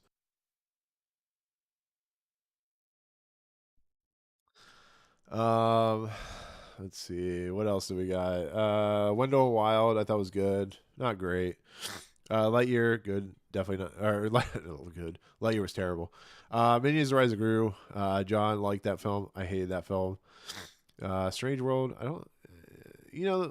Honestly, if I were to put anything above, I don't know what this EUO is. I've never heard of it. It looks like a Japanese animated film. I'm sure it'll get nominated, but I would put like Sea Beast or Bad Guys in that fifth spot. But that's just me. That's just me not knowing much, I guess you could say.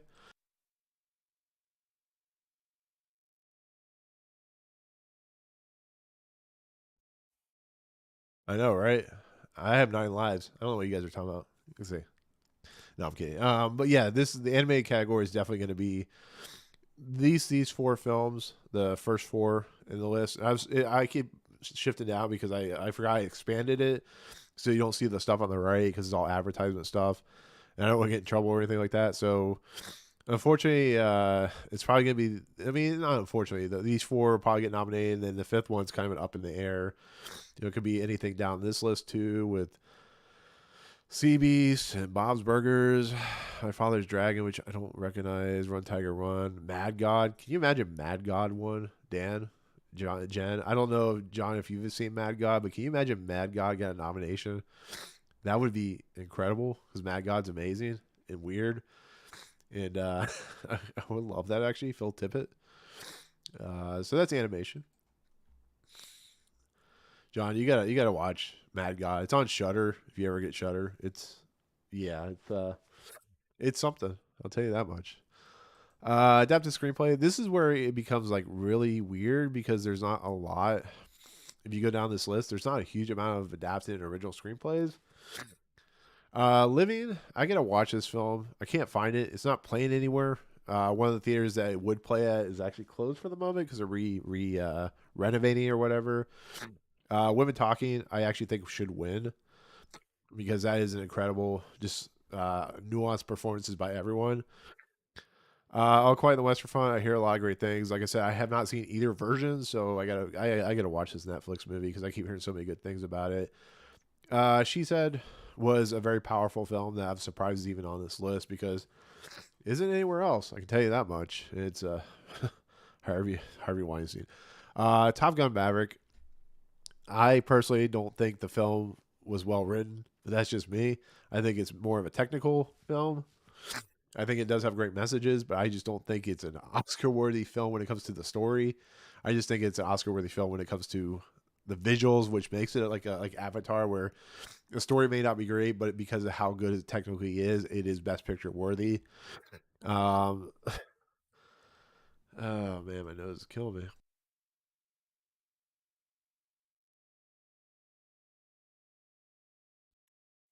Here's what I would pick, and they people claim there's gonna be there's gonna be 10 top films of this year for the Best Picture, but for adapted screenplay, I mean, Living will probably get nominated. Walking and Women Talking, All Quiet on the Western Front, Glass Onion, A Knives Out Mystery would be awesome. The Whale probably get the Whale.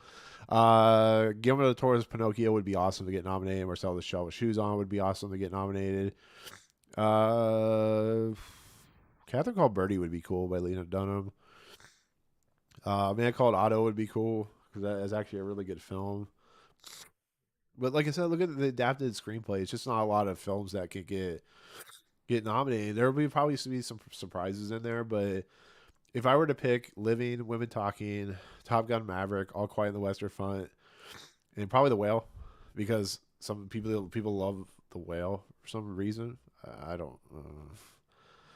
If you watch my pre-roll, you know how much I hate The Whale. I don't understand why people like that film. White Noise could get nominated, even though that film's weird. Pinocchio would be cool. Marcel the Shell with Shoes On could be cool. So that's kind of where it lies with the adapted screenplay.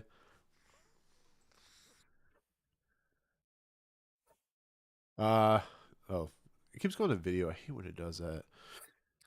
Okay, so we got original screenplay now. Let's see. Banshees of Inisherin, yes. Everything Everywhere All at Once, yes. Tar, yes. Triangles of Sadness or Triangle of Sadness. These two films could be the Fablemans will probably get nominated because people, the Academy loves Spielberg and Tony Kushner or something like that. Triangle of Sadness is one of those films that it could go either way. You could either see that or Elvis, Babylon. I would love to see The Menu get nominated for Best Screenplay just because I think it's a much better film than Triangle of Sadness. Both are very weird films with kind of interesting payoffs at the end, especially The Menu, which I've grown to really love. I would have put that in my, I should have put that in my top 10 because that movie just it's excellent for what it's worth.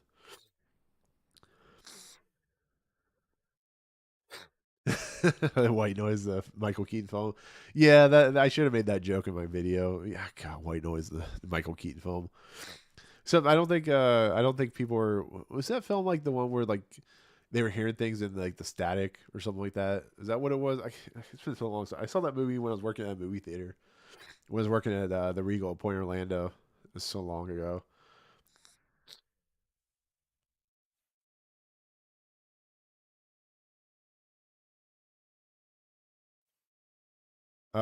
So original screenplay, Inspection, Empire of Light, nope. The Women King, Till. Most of these films, Decision to Leave could be the one that kind of sneaks in there to the maybe the Triangle of Sadness because that is a movie that people love. Is Park Chan Wook. Brooker, I heard was really good. Till could be a good one because that's just my personal opinion. I love Till a lot. I think it's a great film. Uh, Close, Decision to Leave, RR. Yeah, it's probably gonna be honestly these five right here. I don't see anything else sneaking in there outside maybe Elvis or After Sun could possibly sneak in there because people love that film so much because it got nominated for a lot of British awards for the what are the British Film Society awards, the BAFTAs, and yeah, it's going to be the three films here plus Fablemans probably, and then something's going to take either with Triangle of Sadness is going to get nominated or it's going to get replaced by something like The Menu or After Sun or like I said, Decision to Leave or something like that. So that's kind of where I see it. So with that said, moving through these pretty quickly, but the ones that are going to take a while are the other ones. So We'll just do it, go off the list like this. So we'll do supporting actress. This is what Jen you were talking about earlier. This is, I think, going to be the most interesting because Angela Bassett, Carrie Condon, Michelle Williams are probably locks for this particular contender of supporting actress.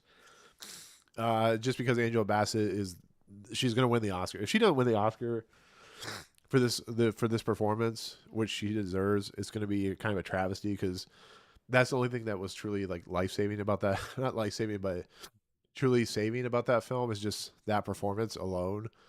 And what happened to her like halfway through that movie was kind of like, oh man, you kind of tear up because she's so good. She just commands that movie so well.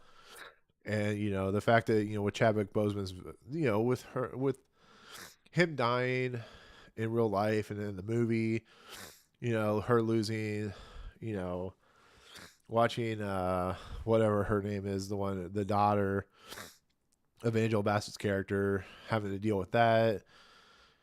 It's a very nuanced performance. Carrie Condon's really good in the Banshees of Inisherin. She really is. She's one of those understated performances that just feels like true lifeblood of the movie. Uh, Michelle Williams, fantastic. Fablemans, excellent. Yeah, thank you, Sherry.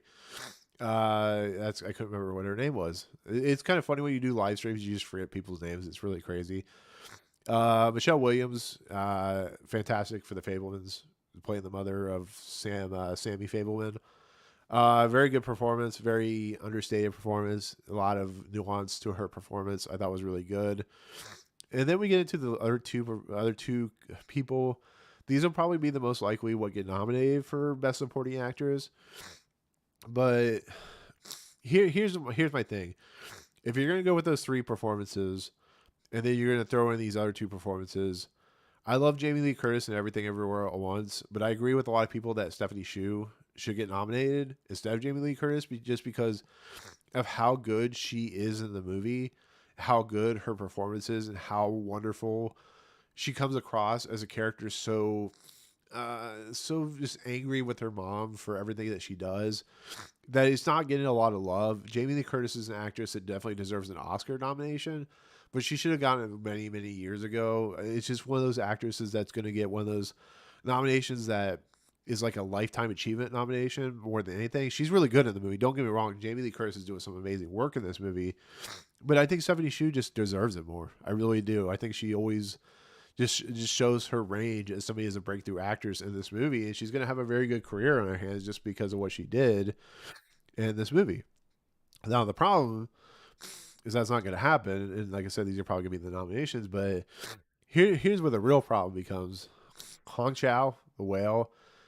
I'd give it to the menu, her in the menu more than anything. Um,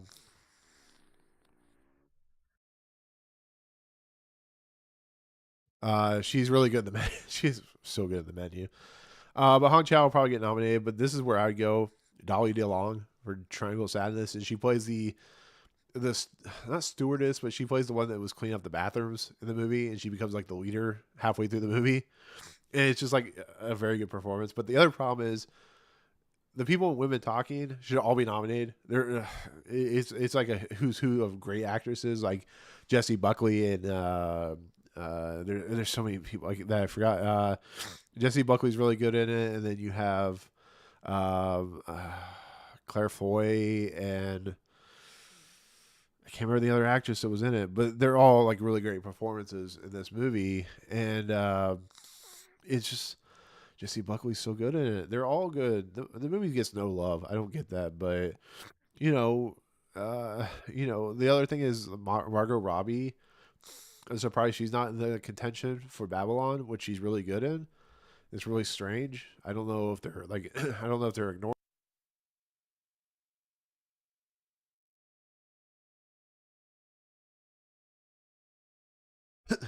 I don't know if they're ignoring her or she did something, but she's not even considered contender for.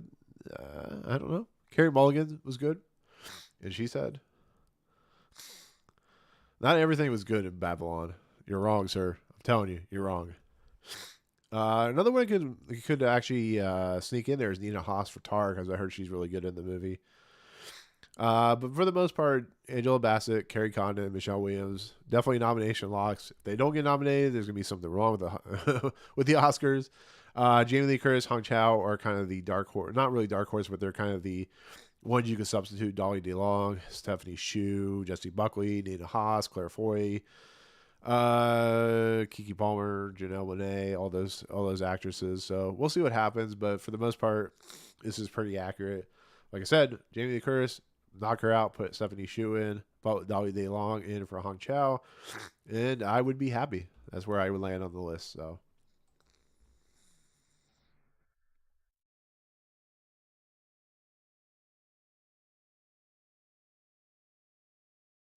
and for supporting actor, this one is a complete lock and complete win for Ke Huy Quan for Everything Everywhere All at Once. He's won everything else, so he's going to win the Oscar. It's complete. Unless they pull a was it Anthony Hopkins, Chadwick Boseman situation where they give it to like I don't know Brendan Gleeson or something like that, which in any different year would be fine. But Ke Huy Quan is going to win this Oscar, and it's so amazing because he came from doing those couple films that we know from the '80s, which is like The Goonies and of course Indiana Jones: The Temple of Doom, to now being like one of the hottest actors working in Hollywood, to being one of the most what's that word called, humble actors. He's a guy that like appreciates everyone else, and he doesn't understand. I think he understands, but I don't think he realizes that his trajectory is one of the greatest trajectories in Hollywood history of someone like Brendan Fraser, who just kind of disappeared and is now coming back at some kind of renaissance. And Ke Quan is going to absolutely sweep this Oscar just with his performance alone. He's gonna fight to a win, the pack fight or whatever. But for the most part, this is pretty much what it's going to be. These top four are probably going to be the ones that get nominated, and Ben Whishaw would be an absolute awesome nomination for this category because once again, Women Talking would have been my top 10 if I had seen it last year, but I had no way of seeing it last year. So if it's not Ben Whishaw, it's going to be Brad Pitt or Judd Hirsch. I'd love to see Woody Harrelson get in there, but that's not going to happen. Eddie Redmayne could get nominated for The Good Nurse, which I haven't seen, which I heard he's good in. Brian Tyree Henry could get nominated because I've heard really good things about him in Causeway. I think Brian Tyree Henry doesn't get a lot of love. He's a very talented actor. I think his performance in If Beale Street Could Talk was one of the most understated performances, especially the speech he gives in that movie. And it's absolutely wonderful. Judd Hirsch is weird because he's like Judi Dench in Shakespeare in Love, where he gives is only in it for like 5 minutes, but his performance is so good. Good, it's like almost you could see him as an Oscar nominee. I mean, he's already been on. I think he's already been nominated for an Oscar. I don't know. We'll see what happens, but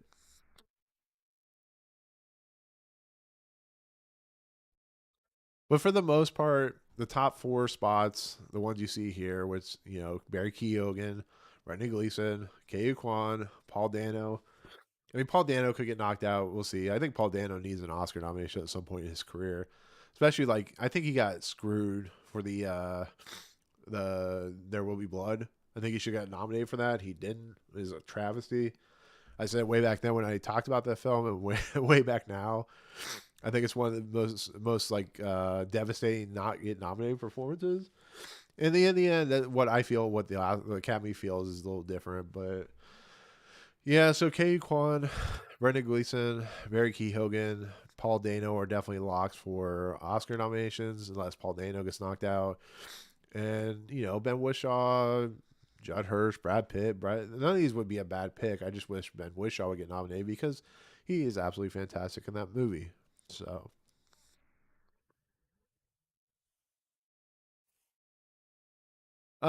with that said, actress, best actress. This is gonna be a win for one or two actresses, most likely Kate Blanchett or Michelle Yeoh. Michelle Yeoh, Kate Blanchett are locks. There's no way if they don't get nominated, there's gonna be some real upheaval. Viola Davis could be cool if she gets nominated. We'll see what happens there. But Ana de Armas for Blonde, a lot of Razzie nominations, which is weird. Um, I don't know about Blonde. She's good in it, but I don't know if it's Oscar worthy. I don't know. Blonde is a weird film. Kate Blanchett, like I said, will probably win. Ana de Armas. Danielle Deadweiler should get nominated. Should be a lock for Till because she's absolutely fantastic. She's the reason that movie is as good as it is. Even though Till is a really fascinating, really heartbreaking, really thought-provoking film in a lot of respects. Yeah, I mean it's a long movie. It's a weird movie. There's a lot of strangeness in that movie, but I don't like that Michelle Williams is in here for Best Actress. She gets nominated for Best Actress instead of Supporting Actress. That ruins a chance for somebody else to get it because she's a supporting actor in that movie. Gabriel LaBelle is the only really lead actor in that movie. Everyone else supports him. And it's just I don't know. It'd be like Seth Rogen get a nomination for Best Actor. See, here's where Margot Robbie should be a supporting actor. I think everybody in that movie outside of the main lead actor are supporting actors and actresses, but Margot Robbie could slip in there. I don't know. But anybody instead of Ana de Armas, like Emma Thompson could be a cool pick. Rooney Mara, that's the other person I was forgetting. She could be a cool pick for Best Actress. Andre Riseborough is getting a lot of momentum pictures from To Leslie, but probably won't happen. But like I said, it's going to be Michelle Yeoh, Kate Blanchett. They're the ones that are going to be, competing for the Oscar, which is probably going to go to Kate Blanchett. Viola Davis, like I said, probably going to get a lock for nomination. Daniel Deadweiler. But like I said, this is a category where there's literally two people that are locked and everybody else gets switched out. I'll say like Daniel Deadweiler, who doesn't get nominated, will be a little bit of a travesty. But you look at Olivia Colman. I heard that movie's terrible, so there might be, unless they have a lot of love for Olivia Colman for like her third year in a row or fourth year in a row getting nominated, that would be the only reason. Michelle Williams and Margot Robbie, this should be supporting nominations. Emma Thompson, she's so good, and good luck to you, Leo Grande. Yeah, I don't know. We'll see. uh, Naomi Aki I haven't seen that movie. Zoe Kazan, like I said, she says not going to get any nominations because it's not a film that people really want to talk about just with the subject matter at hand. So yeah, no, Blonde has some really difficult stuff in it. It's what Andrew Dominique is known for doing. I did love his the Coward Robert Ford movie that he did, or she did. One, I think it's he, but that film that they did, it was really good. And yeah, that's pretty much where it lies. Michelle Yeoh, Kate Blanchett, Daniel Deadweiler, most likely locks. Viola Davis probably will be getting there just because of Viola Davis and she's awesome. And then you got Ana de Armas, number 4 spot. That's gonna go to either her, Margot Robbie, or Michelle Williams, or I don't know, Rooney Mara. It's weird that they put everybody else in Women Talking into the supporting acting spot, but she gets the lead actor, and she is more of the lead actor in the movie, but she's still supporting because it's a supporting cast movie. I think the idea of like who gets nominated for what category is a little weird, in my personal opinion. So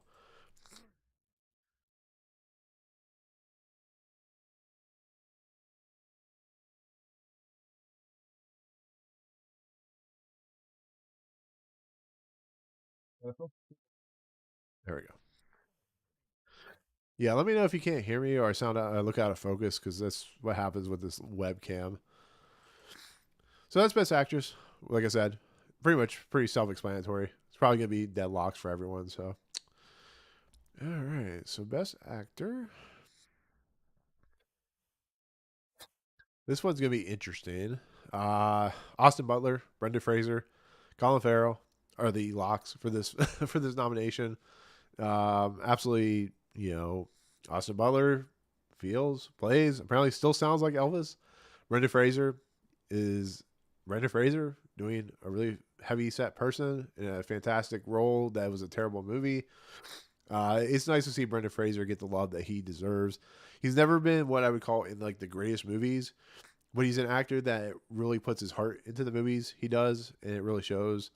Colin Farrell is Colin Farrell. Colin Farrell had 3 great performances last year, and I personally think the Batman when he played the Penguin was his best role, but that's just me being, my honest opinion. That's me being a little biased, I guess you could say. But he was so good in that.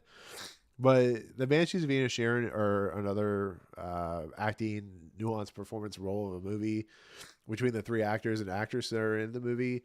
If it were me, they should have given the donkey an Oscar nomination because that poor donkey just is like the heart and soul the entire movie.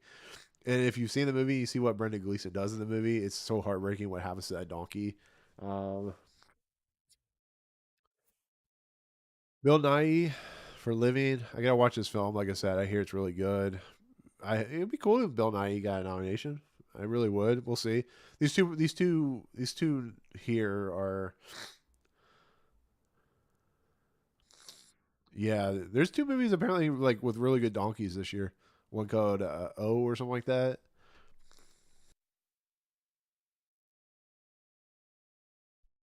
But Tom Hanks in A Man Called Otto is really good. Like I said, it's a surprise. I only saw it like a couple weeks ago. I really loved it. Um, this is you'd had the first three. That's an automatic. Cool. It's what you predict. Then the next two, you could put out with you you could put out with Gabriel LaBelle, who's fantastic in The Fablemans. You can put it with Adam Sandler. Paul Mescal could get nominated for an Oscar just because of how much people love that film. There's a lot of people who believe that Tom Cruise could get nominated for Top Gun Maverick, which would be crazy. We'll see what happens with that. Ray Fiennes, I would love to see get nominated for The Menu. I think that would be an absolute chef's kiss of a nomination, to be fairly honest. But these three right here are definitely going to get nominated. The question is the next two, who would they substitute? Who would they pick? And like I said, Gabriel LaBelle would be cool. Adam Sandler for Hustle would be a kind of like a legacy pick, I guess you could say, which there's been a lot of talk. Paul Mescal could be like, it seems the most confident of like the switch out from the two. But like I said, Tom Cruise has been talked about, which is, I like I said, I love Top Gun Maverick. It is in my top 10 of the year, but it's just like, I don't know if Tom Cruise is that good in the movie. He's good, but he's doing Tom Cruise. Like, I mean, it's like if you picked like, I don't know, uh any actor that I can't think of actors right now, but if you picked like Tom Hanks, for instance, he's Tom Hanks.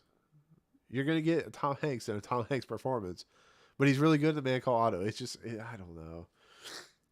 I mean, yeah, he was just playing himself. That's true. It's really weird. I don't know. Like I said, Gabriel LaBelle, who's like he's one of the breakout stars. I think would be awesome to get nominated, like for Tom Hanks's role. I personally feel Brendan should win. He's probably going to win. It's either going to be him or I'll be honest with you. It's going to be one of these three is going to win. I think they'll. I'm going to be honest with you. I think they'll go with Colin Farrell. I think they will. But Brendan Fraser could possibly win. It's a really difficult year for these actors because they're all giving great performances in years that either one of them could win and be great. But um,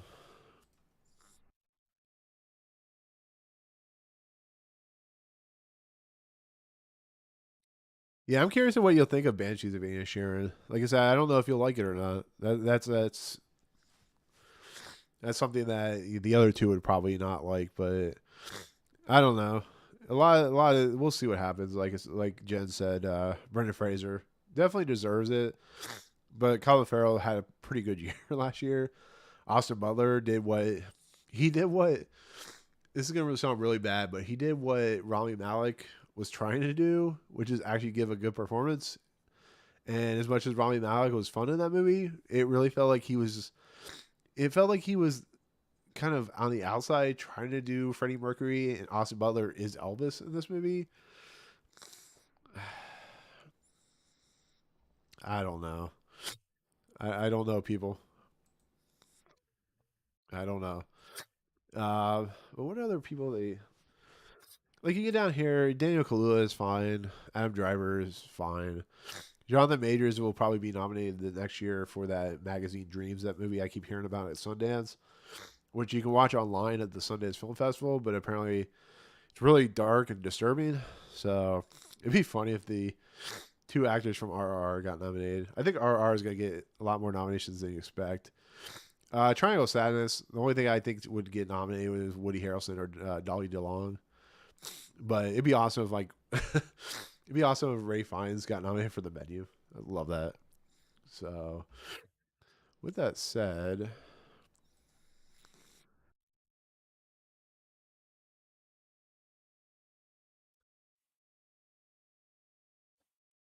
yeah, you can watch it. Go to Sundance Film Festival, and it's under the online tickets if you want to watch online. There's like a handful of films you can watch, like $20 a piece. John, I just, oh my God, Triv's here. Triv, how you doing? Triv, my co-host on the Fifth Dimension, is here. I'll say hi to Triv. Triv, how you doing? Yeah, Elvis is very Baz Luhrmann, so you're either gonna not like it or you're gonna like it. That's how you kind of look at it.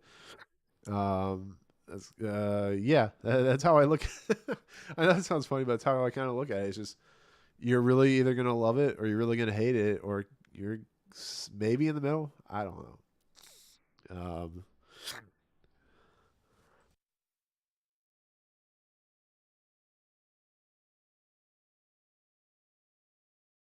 but you're not supposed to drag ass. That's not how you. That's not how you walk through the world. You don't drag ass, Triv. Director. Okay, so director. This is a good year for directing. Spielberg, McDonough, the Daniels, Todd Field. Those are your four best director locks, guaranteed. If those four don't get nominated, I'll be surprised. It's the fifth nomination that will be the determining factor of like where the best picture nominations go. Ruben Olston for Triangle of Sadness, very good direction, good movie for what it's worth till the end. But Joseph Kosinski, Baz Luhrmann, Edward Berger, Charlotte Wells, James Cameron, Sarah Polley, uh, SS Roger Moody, Ronnie Johnson could all get nominated. Park Chan Wook could all be nominated in this spot. And the reason I say that is because they're all really good directors that really did something unique. Like I said, I haven't seen All Quiet on the Western Front, but I just know for the most part, that's probably going to be the fifth nomination, most likely. Just because I think All Quiet on the Western Front is getting a lot of love right now, especially in the BAFTAs. Joseph Kosinski could get nominated. There's a lot of talk that he could get nominated. Charlotte Wells for After Sun. After Sun, I think, is going to get more nominations than people expect. I put Sarah Polley in there just because I think Women Talking was fantastic. But other than that, Steven Spielberg for The Fablemans. Steven Spielberg's Steven Spielberg. That's all you need to know. Martin McDonough has proven time and time again how much he can create a really good Oscar film. Todd Field's Tar, I haven't seen, but I hear is really good. A really good director. Todd Field, if you don't know, was also in Twister. So if you want to look him up, he was in Twister. The Daniels created one of the best films of the decade. So that's all you need to know over there. So they'll most likely get nominated too.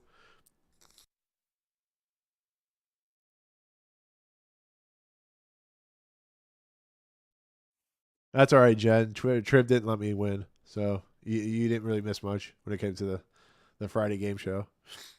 So, yeah. Yeah, Triv. Why didn't I win? Yeah. But yeah, so Spielberg, McDonough, Field, Daniels will get nominated.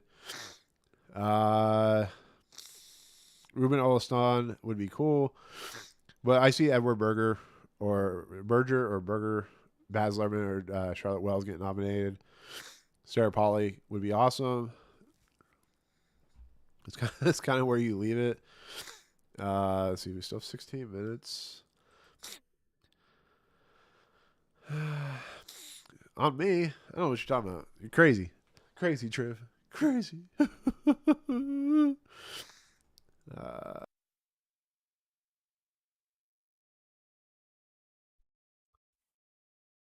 but yeah, I mean, like I said, it was a really good year for directors. Gina Prince Bythewood with The Woman King was really good. Damien Chazelle is always good for what it's worth, even though Babylon wasn't the greatest of films. Darren Aronofsky is a director that I kind of like, but does weird things. I guess you could say. I don't know. Darren Aronofsky's a weird director, to my personal opinion. To be fairly honest, I don't know how I feel about him. He does some good films. He does some bad films. He did The Whale. And Mother. That's all we need. So.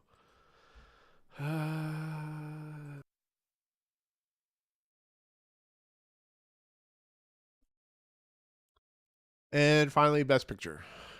Best Picture, Best Picture, Best Picture. This year was fantastic. I like I said, I ran my video for Best Picture or Best Films of the Year. Top Gun Maverick would be. I never thought in a million years that would be a Best Picture nomination, and they have it ranked number one, so they're expecting it to be like the year's best film. I guess. I don't think that's gonna happen, but Top Gun Maverick, The Fablemans, The Banshees of Inisherin, Everything Everywhere All at Once, Tar. These all look like, for the most part, Best Picture nominations. Where where it breaks down is if you see 1 through 5, most likely 7, most likely 10, which I'm not real happy about. Those seem like locks for Best Picture nominations. This is a year that could rank 8 to 10 Best Picture films when it comes to nominations. Triangle Sadness, Women Talking, Elvis are the kind of dark horses. This could be a year where, Avatar: The Way of Water, Living, Guillermo del Toro's Pinocchio, She Said, Babylon could all get nominated. This is pretty standard for what probably will get nominated. Women Talking, we'll see. I'll believe that when I see it. But it'd be funny if like RRR got nominated for Best Picture. That would be kind of the greatest thing you've ever heard of. We'll see.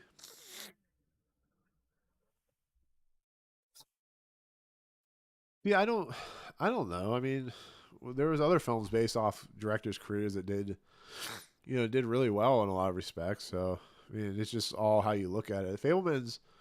The problem with the Fablemans is it's very standard Spielberg.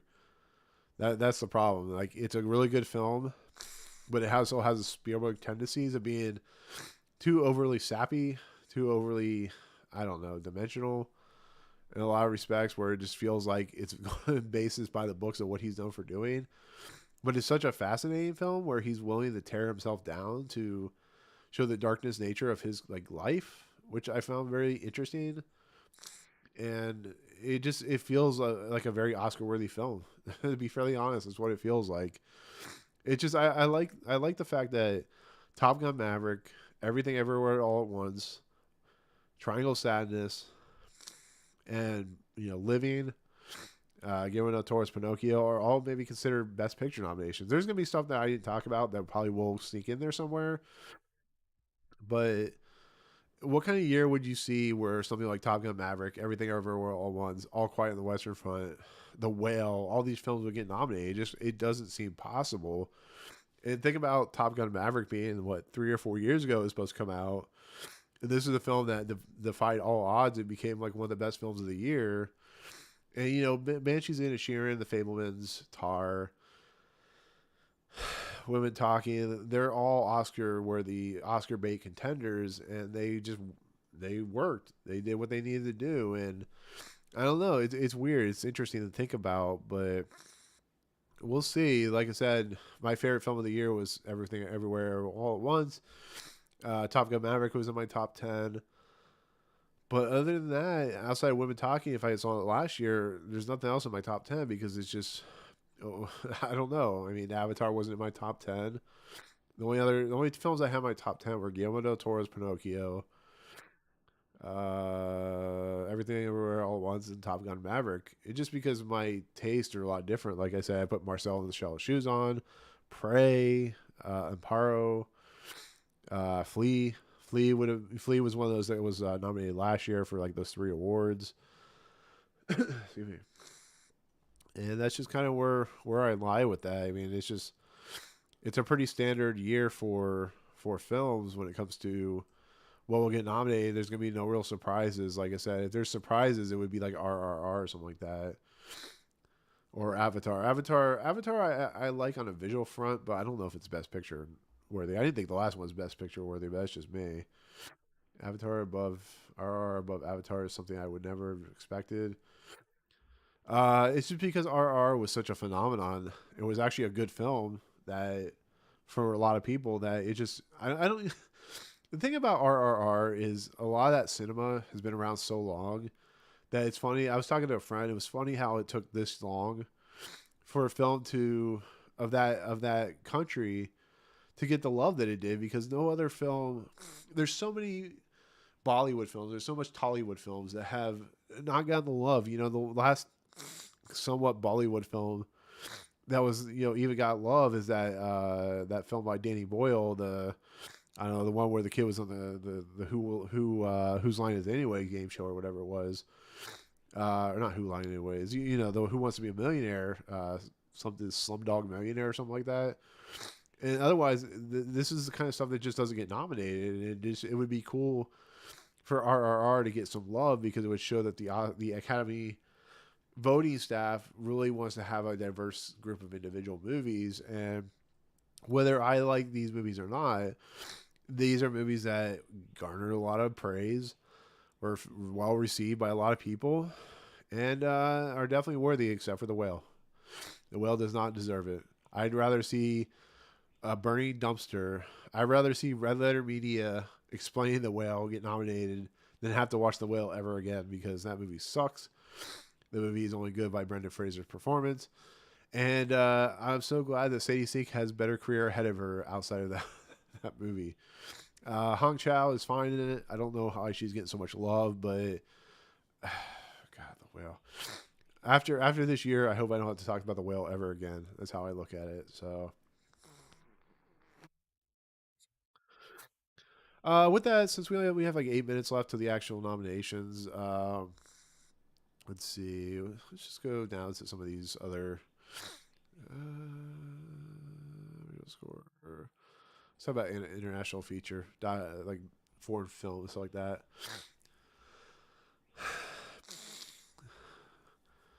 It was the greatest film that I ever saw, Triv. It's so good that I won't ever talk about it again.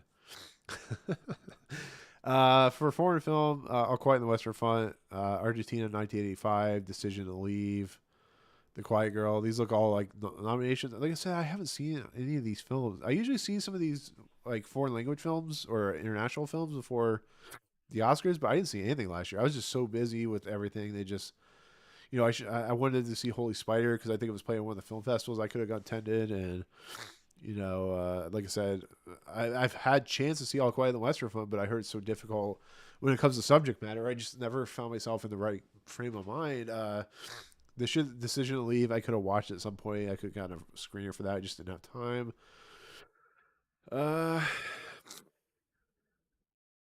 yeah, EO's the one about the donkey. I heard EO's really good. That's what I hear. Um, like I said, we'll see.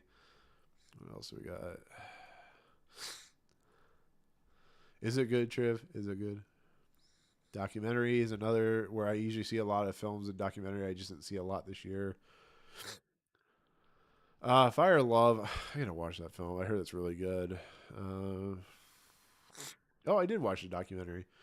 I watched the Moon Age Daydream documentary in IMAX. It was the greatest experience ever. It was so good. It was so loud, and it deafened me, but it was so good.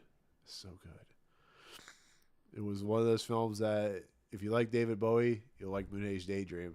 If you didn't get a chance to see it in IMAX, you have problems. Not really, but yeah, it was great in IMAX. It was full screen. It was weird.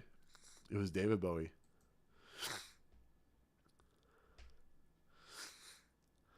I know, I know. I feel like a man of the arts of loving film should see everything, and you just realize you don't have time to see everything. Let's see, animated shorts. The animated shorts is like when you slowly remove your pants and they become anime and they start dancing or something like that. I don't know any of these films. This is why I don't really talk about them, because I just don't know anything. Which sucks, because animated films is where some of the best creators come out of. There's no Pixar, which is kind of surprising. Pixar doesn't really put animated shorts in front of their films anymore, which kind of sucks. Who's a polar bear?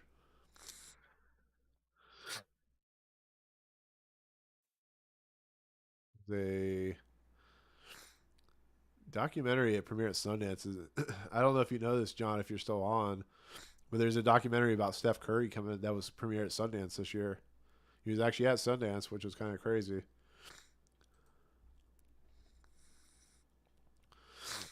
Live action short. Is there anybody? As you can see, I'm passing the time, so I'm looking through the directors to see if there's anybody who's done anything. I know this live action short or something like that is where Riz Ahmed got his Oscar. Oh, Alfonso Cuarón has a possible has a follows the rebellious girls of Catholic boarding school before Christmas. A time of war and scarcity. Oh, it's Apple TV. Oh, okay. I know Infinity Pool, which premiered at Sundance, comes out this week, so I'm excited for that. I thought you were wearing your tight pants, Trev. Oh, did we talk about animated feature? Oh yeah, we did. So Del Toro's film editing. No, production design. Elvis, Fableman's Avatar. Avatar. I question whether Avatar is a production movie. I mean, it's basically they were on blue screens or, with balls and water. Babylon, of course, all the quiet on the Western Front. Everything everywhere all at once should get a production design nomination. Guillermo del Toro's Pinocchio should. Banshees of Inisherin. I don't know why these next in line are up in higher in these. Like Fableman's. Fableman's is just a bunch of houses. It's just a bunch of normal set pieces. I don't get it. Well, you live near Aventura. You should go there. I think there's one near me too.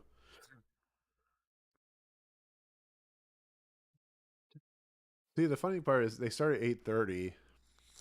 The Oscar nominations, but they probably won't show anything till 8:45. So I have to keep talking. You know what it's like to talk, people? Do you really know what it's like to talk? I'm kidding. I'm kidding, people. I love you all, especially the ones that actually came on and watched my stream. I love you even more. I don't have any prizes for you guys though.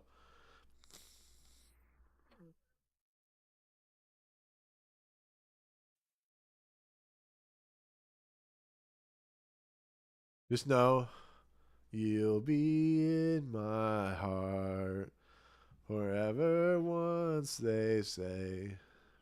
You know how many times I have to hear the Tarzan song at my place of work? John, no, we're not doing a Tarzan, or we're not doing a Morbius party. You crazy son?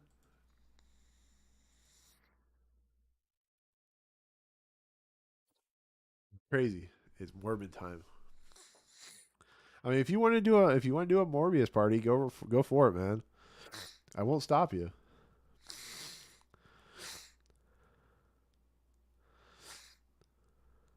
Oh, you stay up from 1 to 3, man. I've been up since what time did I get up this morning? 1:35 in the morning.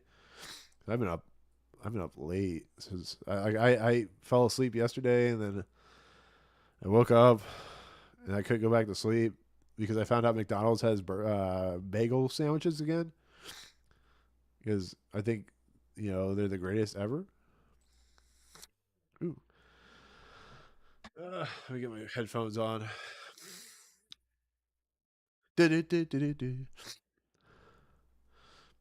What, the bagel sandwiches? Yeah, I had like 2 of them this morning. Fantastico. Yeah, it sucks, Jen. I agree.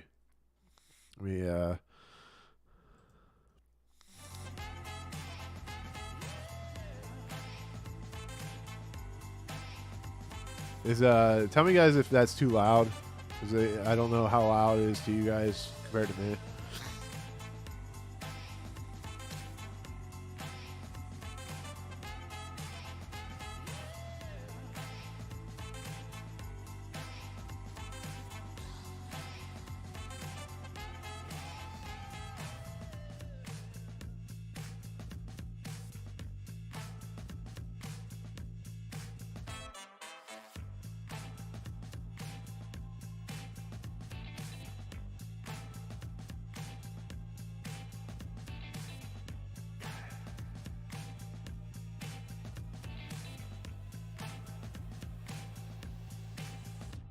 I just realized my mic was muted. Tell me if I'm too high, and then just let me know. 'Cause I know I can be too high.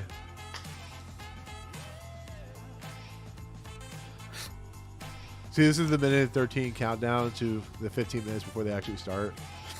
Never mind, I gotta open my notepad. I know you wrote something earlier, Chip, and I missed it. Somebody wrote something about, but they were Fableman houses, so better. I sure they were. It's kind of like For Chance to Dream. We all love it except for one person.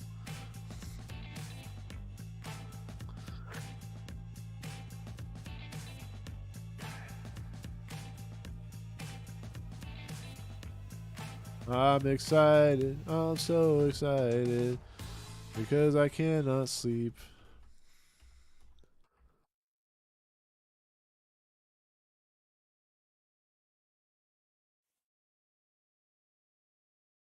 Oh, they broke it down, guys.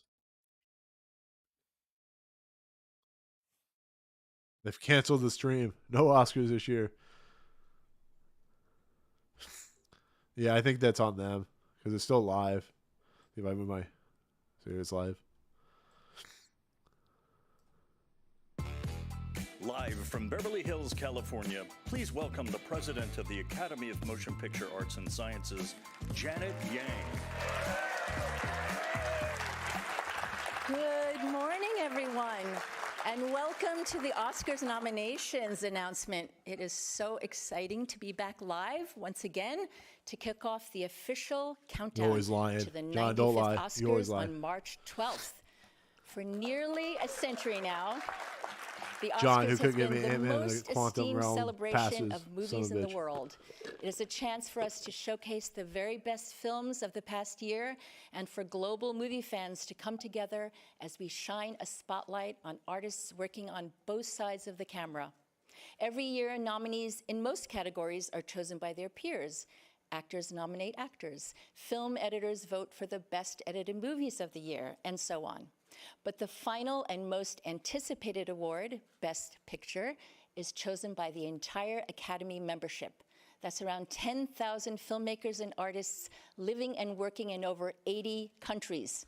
And now, to present the nominees, here are today's hosts. 2022 Oscar winner Riz Ahmed and the star and executive producer of Megan, Allison Williams. Megan, Best Picture nomination for 2024. I'm saying it right now.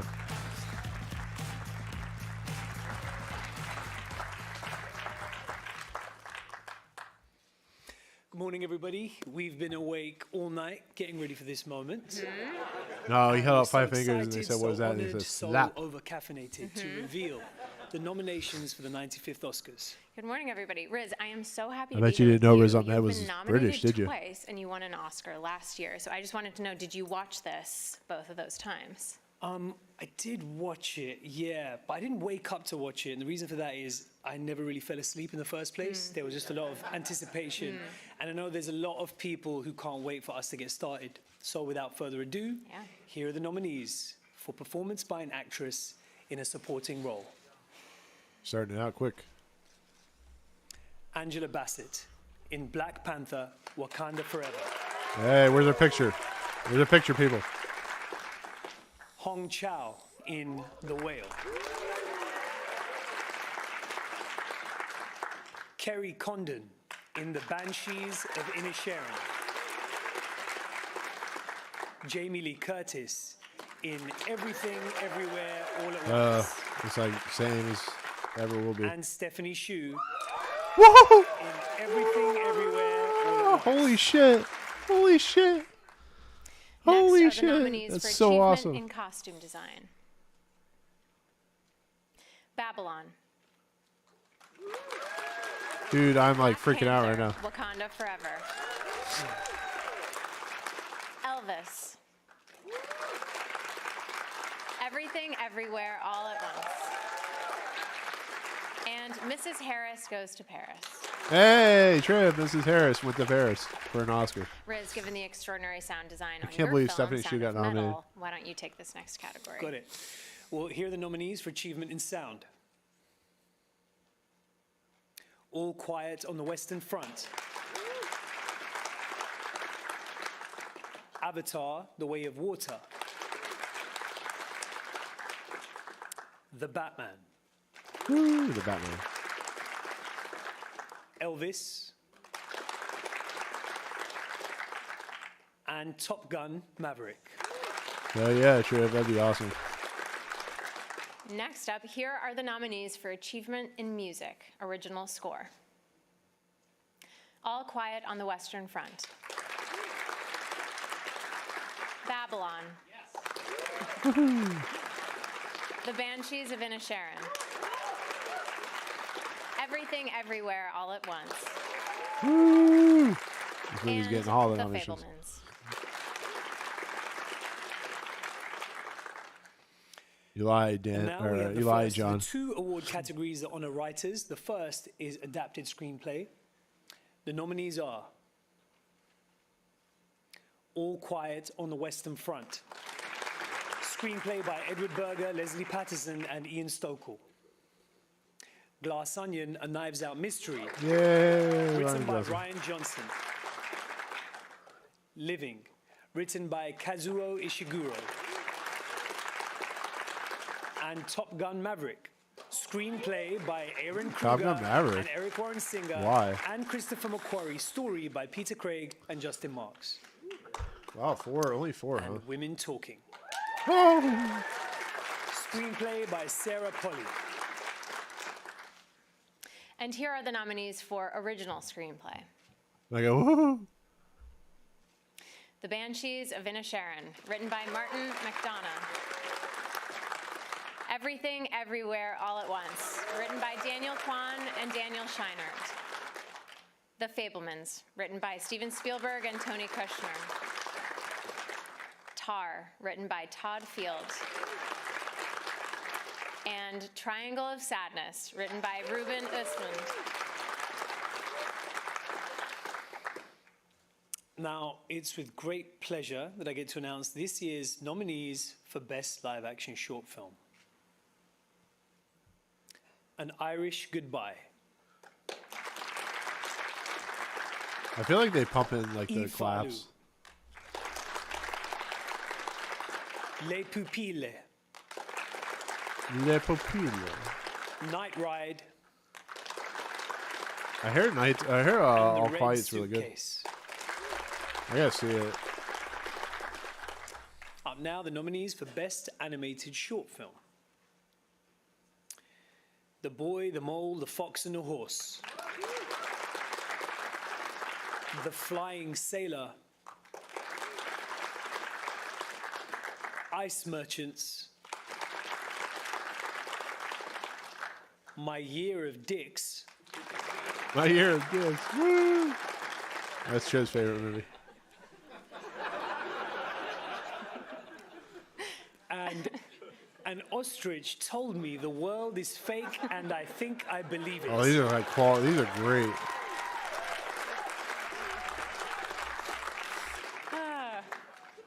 No comment. Here are the nominees for performance by an actor in a supporting role.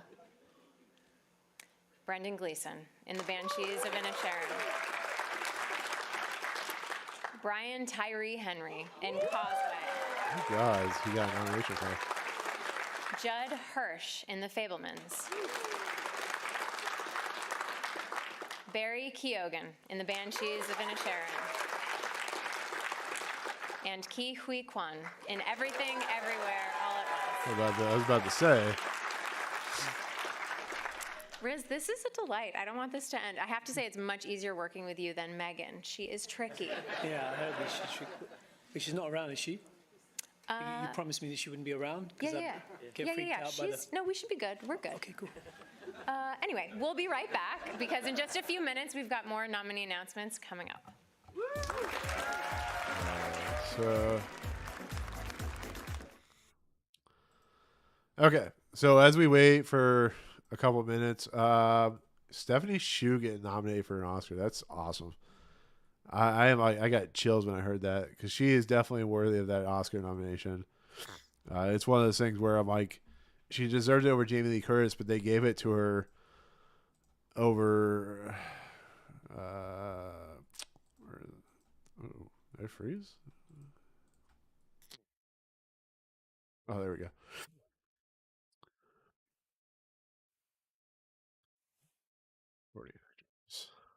Michelle Williams did. Oh, I mean, she's getting Best Actress nomination. I can guarantee you. So, as we wait, Angela Bassett, Carrie Condon, Hong Chow, Jamie Lee Curtis, and like I said, Stephanie Hsu or Dolly DeLong was perfect. But I'm happy Stephanie Hsu got in. Where is my I expect bow tie. I don't have bow tie. I have open-ended shirt with button missing. I don't, like I said, Women Talking probably won't get a lot of love outside of the screenplay, but yeah, Stephanie Hsu getting nominated is awesome. I love it. I think it's great. It's it makes me happy. And of course, like we said, Angela Bassett gonna win it. You know, it's just glad that she got nominated. But best supporting actor: Brendan Gleeson, Barry Keoghan. This is a lot different than what it was predicted. Of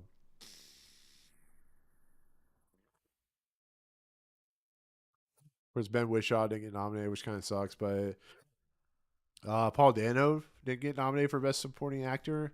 So they went with Brian Tyree Henry. They went with Judd Hirsch.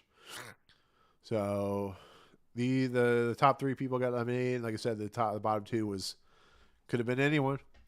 And it was Judd Hirsch and K.E. Kwan. So there you go. And original score, I'm glad that Everything Everywhere All at Once got nominated. That's cool. That's what I was hoping for. Let's go score. We're scoring. Come on, score. Oh, we're back.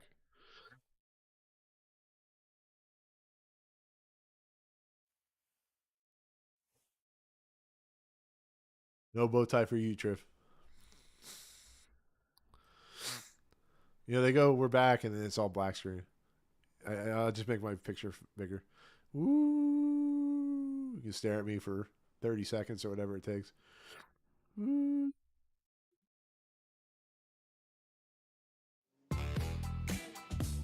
Is it like they went to the bathroom real quick? Like, we have to pee. They just Welcome back live from the Academy's headquarters in Beverly Hills, where Riz and I are revealing the nominees for the 95th Oscars. Now, earlier we announced 9 categories. Coming up now are the final 14, including Best Picture. Here are the nominees for Achievement in Music Original Song. Applause from Tell It Like a Woman.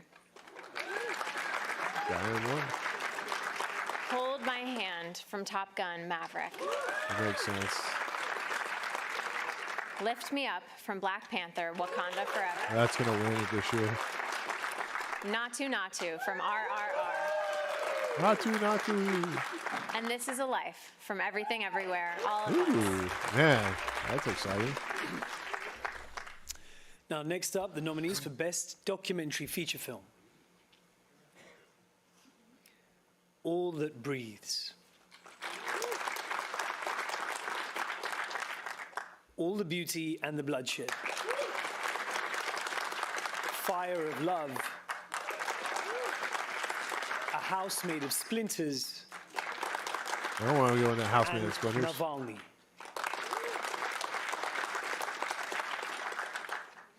And here are the nominees for Best Documentary Short Film. The Elephant Whisperers. Is that like a sequel to the Horse Whisperer? Call Out. How Do You Measure a Year? A Year in the Life. The Martha Mitchell Effect. With years of love. And Stranger at the Gate. Here are the nominees for Best International Feature Film. All Quiet on the Western Front, Germany. Argentina, 1985, Argentina. Close, Belgium. EO, Poland. And The Quiet Girl, Ireland. Here are the nominees for Best Animated Feature Film. Guillermo del Toro's Pinocchio. Marcel the Shell with Shoes On. Puss in Boots, The Last Whip. The Sea Beast. Nice. And Turning Red.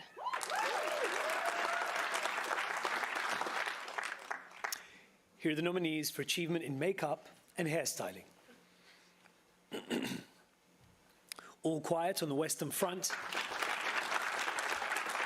The Batman, Ooh, Batman. Black Panther, Wakanda Forever, Elvis, and The Whale.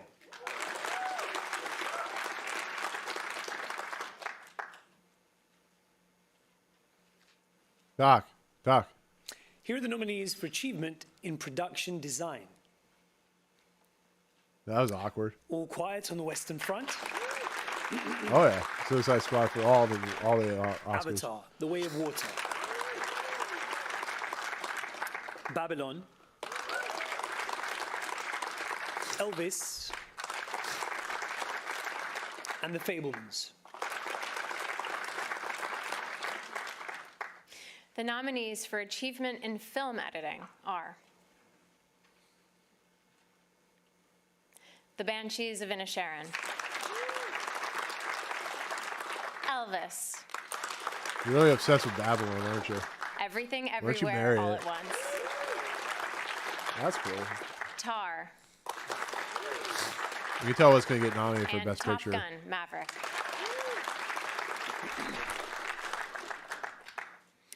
Next up, the nominees for achievement in cinematography. All Quiet on the Western Front, Bardo, False Chronicle, and a Handful of Truths, Wow. Elvis, You can tell who didn't watch what this year. Empire of Light, It was a terrible list. and Tar. Where's Everything Everywhere All at Once? That's a terrible And list. now, achievement in visual effects.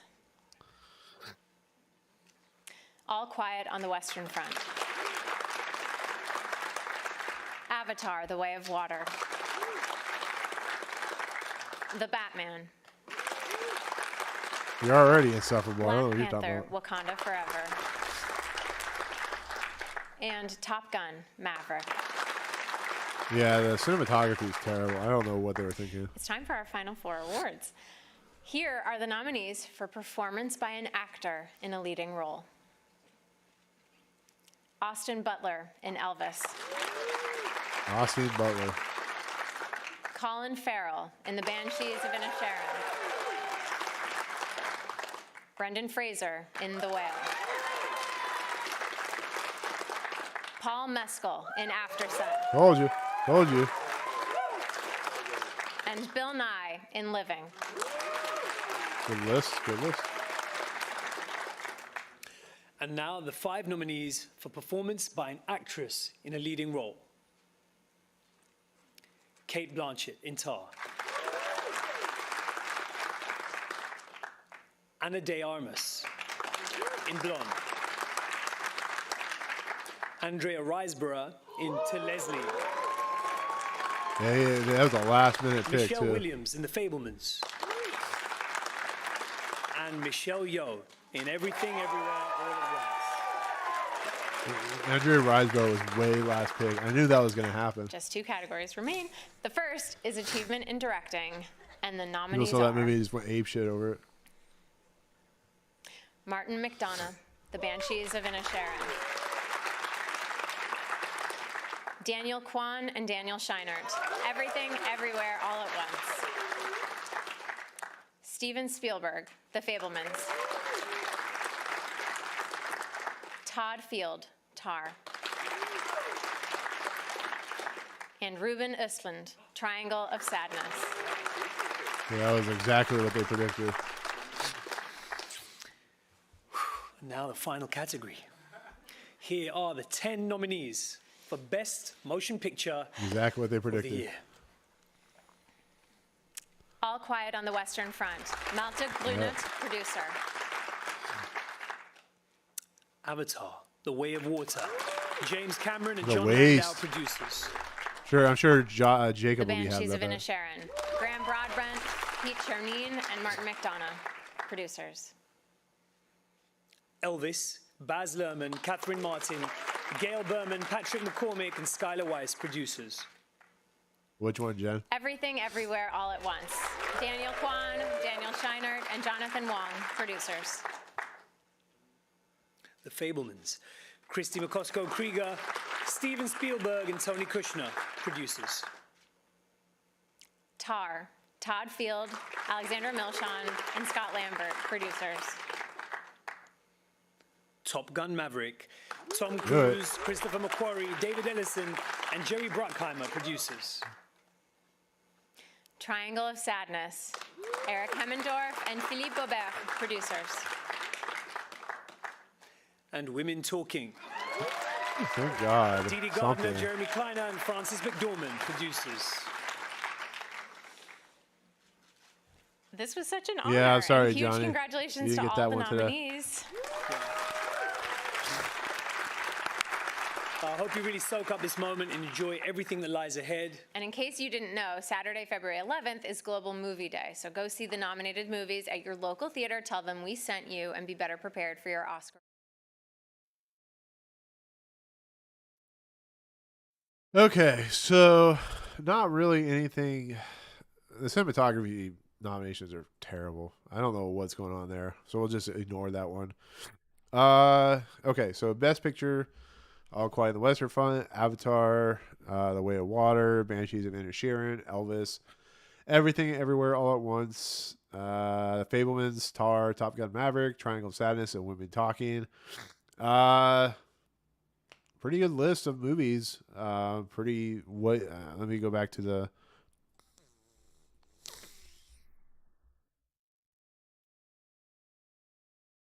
Find it. Next picture.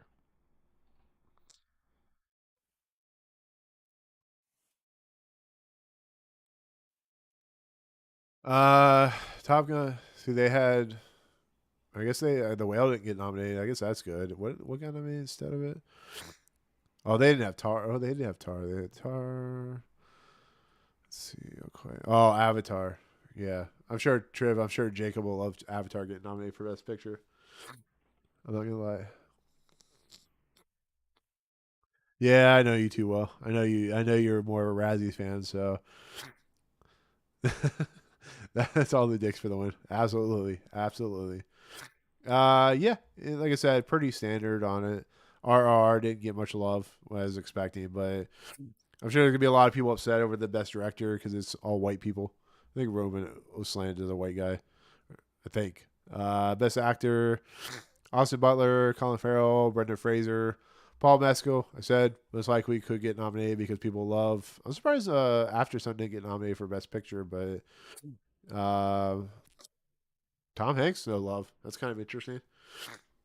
But the three, like I said, would get nominated. Then Bill Nighy got nominated, which for Living. Tom Hanks, I said those two would probably be the outliers, and of course I said it could be Gabriel LaBelle, it could be Paul Mescal, and of course it's Paul Mescal. Yeah, I feel bad for the people who got nominated because they're like, because then it came up with like, what was the other one that came right after that? It was like an ostrich told me blah blah blah. I'm like, these are some weird names for animated shorts. Adapted screenplay, All Quiet, Glass Onion, Living, Top Gun Maverick, Women Talking. All great picks, all worthy picks. Definitely worth it. Original screenplay, Banshees, Everything Everywhere Once, The Fablemans, Tar, and Triangle of Sadness. Triangle of Sadness, like I said, I have some issues with that. Top Gun Maverick, like I said, I do have problems with the story, but it is what it is. So, the original screenplay, I think that lines up with what they predicted. Yep, exactly what they predicted. Animated film, Pinocchio, The Sea Beast. I'm actually happy The Sea Beast got nominated because that was a good film. Animated film, where is it? Animated feature. Inuo, I guess, is the one that was the wild card. But yeah, like I said, the fact that they put Sea Beast in there is awesome. I like that. Chris Williams, great director.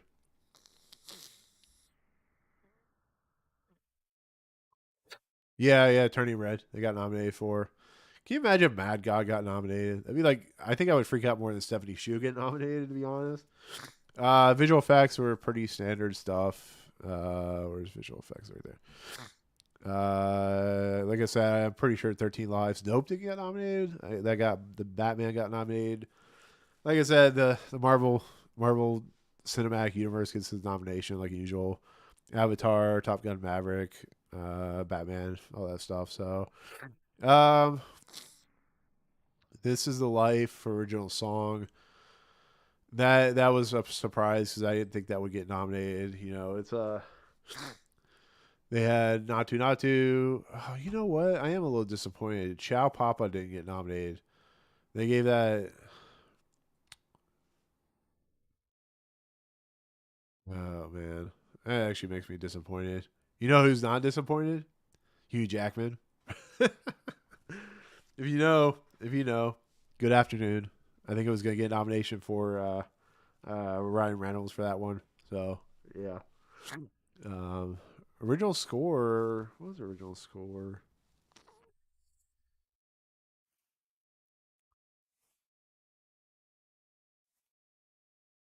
Yeah, All Quiet on the Western Front, Babylon, Banshees, Everything Everywhere at Once, The Fablemans. I was happy Everything Everywhere All at Once got Best Original Score nomination. Uh, I think everything should have got nominated for the Weird Al Yankovic story. That's just me though. I agree with you on that all the way. I think the Women Talking scores kind of should have been nominated, but The Fablemans, All Quiet, Babylon, Pinocchio, of course, didn't get nominated. They gave it to Banshees of Inisherin. They gave it to Everything Everywhere All at Once. I mean, it's still a good nomination. It's going to be one of those years where a lot of things didn't get nominated, but of course, Trish's favorite film, Miss Harris Goes to Paris to Find an Oscar Dress, got nominated for costume design. That's no surprising. Yeah, I gotta go back and watch the SAG thing, but like I said, Stephanie Shu getting nominated was awesome. I think that's I think that's fantastic. It makes me so happy. Was not expecting that, but you see Brian Tyree Henry get nominated, Josh Hirsch get nominated. We talked about this earlier. Katie Kwan's gonna win it. Angel Bassett's gonna win it. Uh, where's the? He went down here. They gotta go all the way down here. Lead actor: Brenda Fraser, Colin Farrell, or Austin Butler. One of those three are gonna win it. Kate Blanchett's gonna win it. Andre Riseborough is not really surprising, but it is surprising in the sense that the film kind of came out of nowhere, and now I have to watch it because I didn't know anything about it until like last week. Everybody started talking about it like it was like the greatest thing since sliced bread. So I'm just assuming it's good. I don't know. Sure.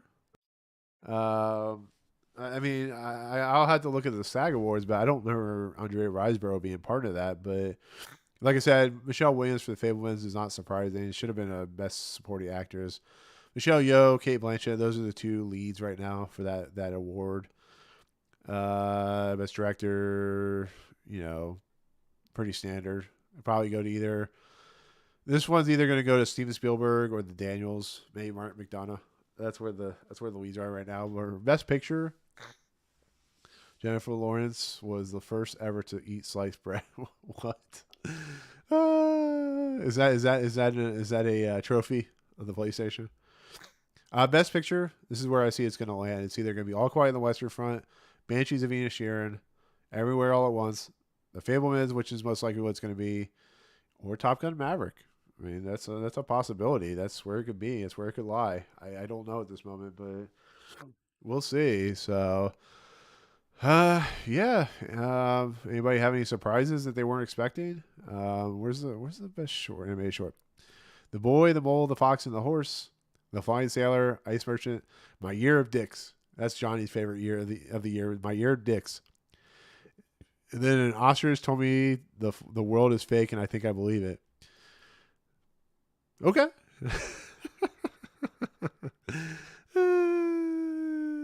The year of An Irish Goodbye. I think, what did Trim say about that? Irish Goodbye? I read it. I laughed. I don't remember what it. Trivia, I don't know if you're still in here. What did you say about an Irish Goodbye? Like a silence or something like that? Yeah, she may be gone.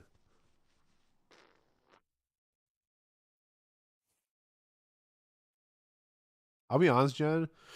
I hope it win. I hope they win because they definitely deserve it. But I know the Academy. I know how they are. And Spielberg will probably most likely win it because they don't have the balls to give it to the Daniels. If they do, I'll be shocked. Oh, okay. Isn't I think Banshees of Inisherin is an Irish film, so I don't know if they say an Irish goodbye in that or not. I have to look that up. I think it's an Irish film. Johnny La Popille is a Disney Plus short. If that helps you. Otherwise, Disney wasn't. Disney got a nomination for Best Picture for Avatar. Um, yeah, Avatar and some like other technical awards. That's really all they got this year. Trying to think. Banshees of Inisherin, I think was a. I can't remember if that was a.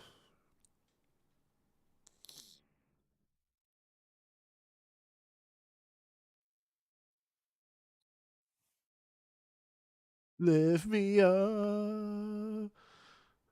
Uh, but yeah, I mean, as you watch these nominations, you can kind of see where the most nominations are going to go. When you start seeing stuff for like Everything Everywhere All at Once and Top Gun Maverick and the Banshees of Inisherin, you keep seeing them over and over and over, and you start to understand like kind of where they're going to lie. It looks like for the most part, Banshees and Everything Everywhere All at Once were the top most, I guess you could say. Let's see what the Oscar Academy.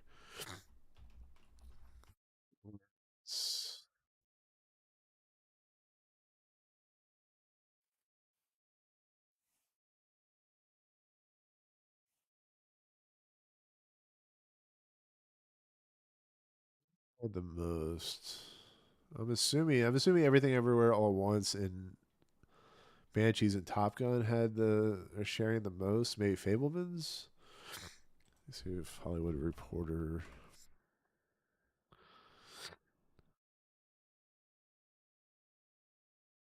Yeah, I'm sure he'll say. I'm sure he'll say which one. Maybe Yahoo says it. You should make predictions. I want to see what your predictions are. Tom Brady drops F bomb. Good for him.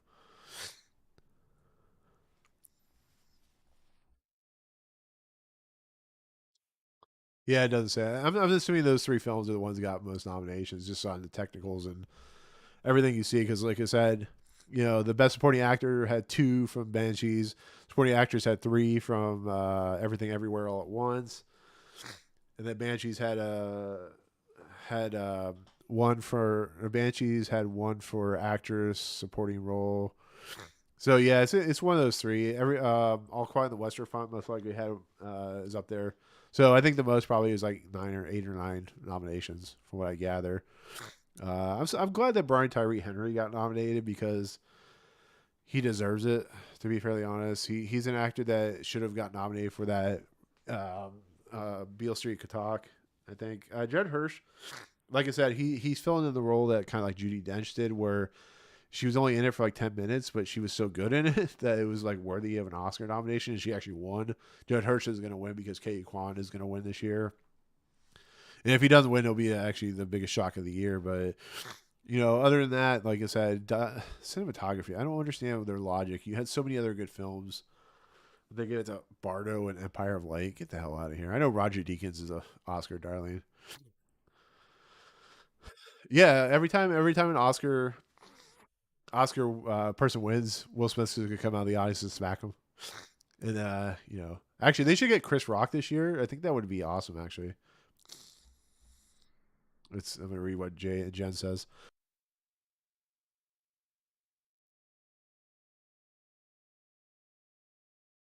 Jen, if you just want to say, you can say like Data or Short Round.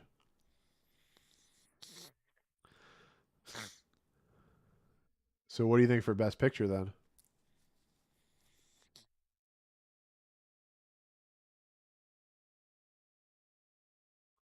Yeah, I mean, you're not wrong with all. I mean, Best Actress, unfortunately, is probably going to be Kate Blanchett, but I would give Michelle Yeoh. I touched nothing. Yeah, I hope Everything Everywhere. I'm telling. As much as I agree with you, I think those should be the wins. I think the problem is that the Oscars think completely differently, and they don't. Here's how I've looked at it, and I've started to notice this. I know there's a lot of films that come out every year, and everyone's busy, but a lot of stuff that doesn't get nominated, with a lot of stuff that does get nominated, is a lot of stuff that has a lot of buzz behind it, and people don't watch everything, and it's a problem. That's why you'll never see like Amparo on there. Let me look up what my top 10 was.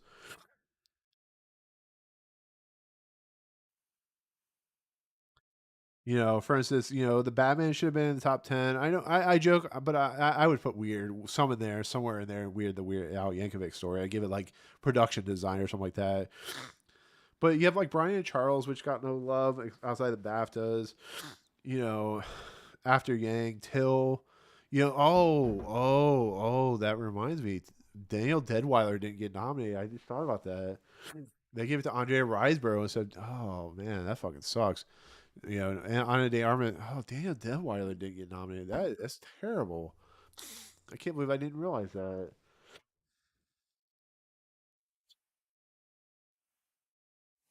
Yeah, Daniel Deadweiler didn't get nominated. That's crazy.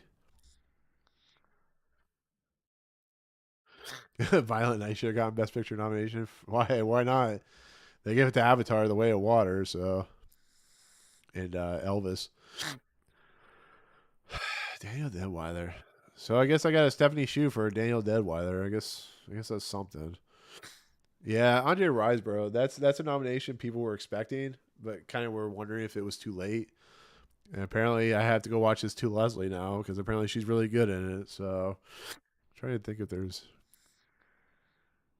Sound, All Quiet, Avatar, The Batman, Elvis, Top Gun Maverick. Sounds about right. Original score, we talked about adapted, All Quiet, Glass. It's funny, Ryan Johnson, 2-time Oscar nomination for adapted or screenplay, but gets no love because he directed The Last Jedi, which I love. So good for him though, getting on another nomination for the sequel to his one of his best films. Yeah, but they didn't nominate him for Best Director though. They nominated Steven Spielberg, so they have a hard on for Spielberg, but Spielberg directed a good film though. But boo, Last Jedi. Oh man, that is what it is, I guess. Boo, House of the Dead. There you go, bam, right in the kisser. You know what they should have nominated like 15 years ago? Johnny's Odyssey, or Uchigen. Was it Uchigen? Uchigen should have nominated those. I agree. Yeah. All right, my nose is starting to kill me, so watch House of the Dead.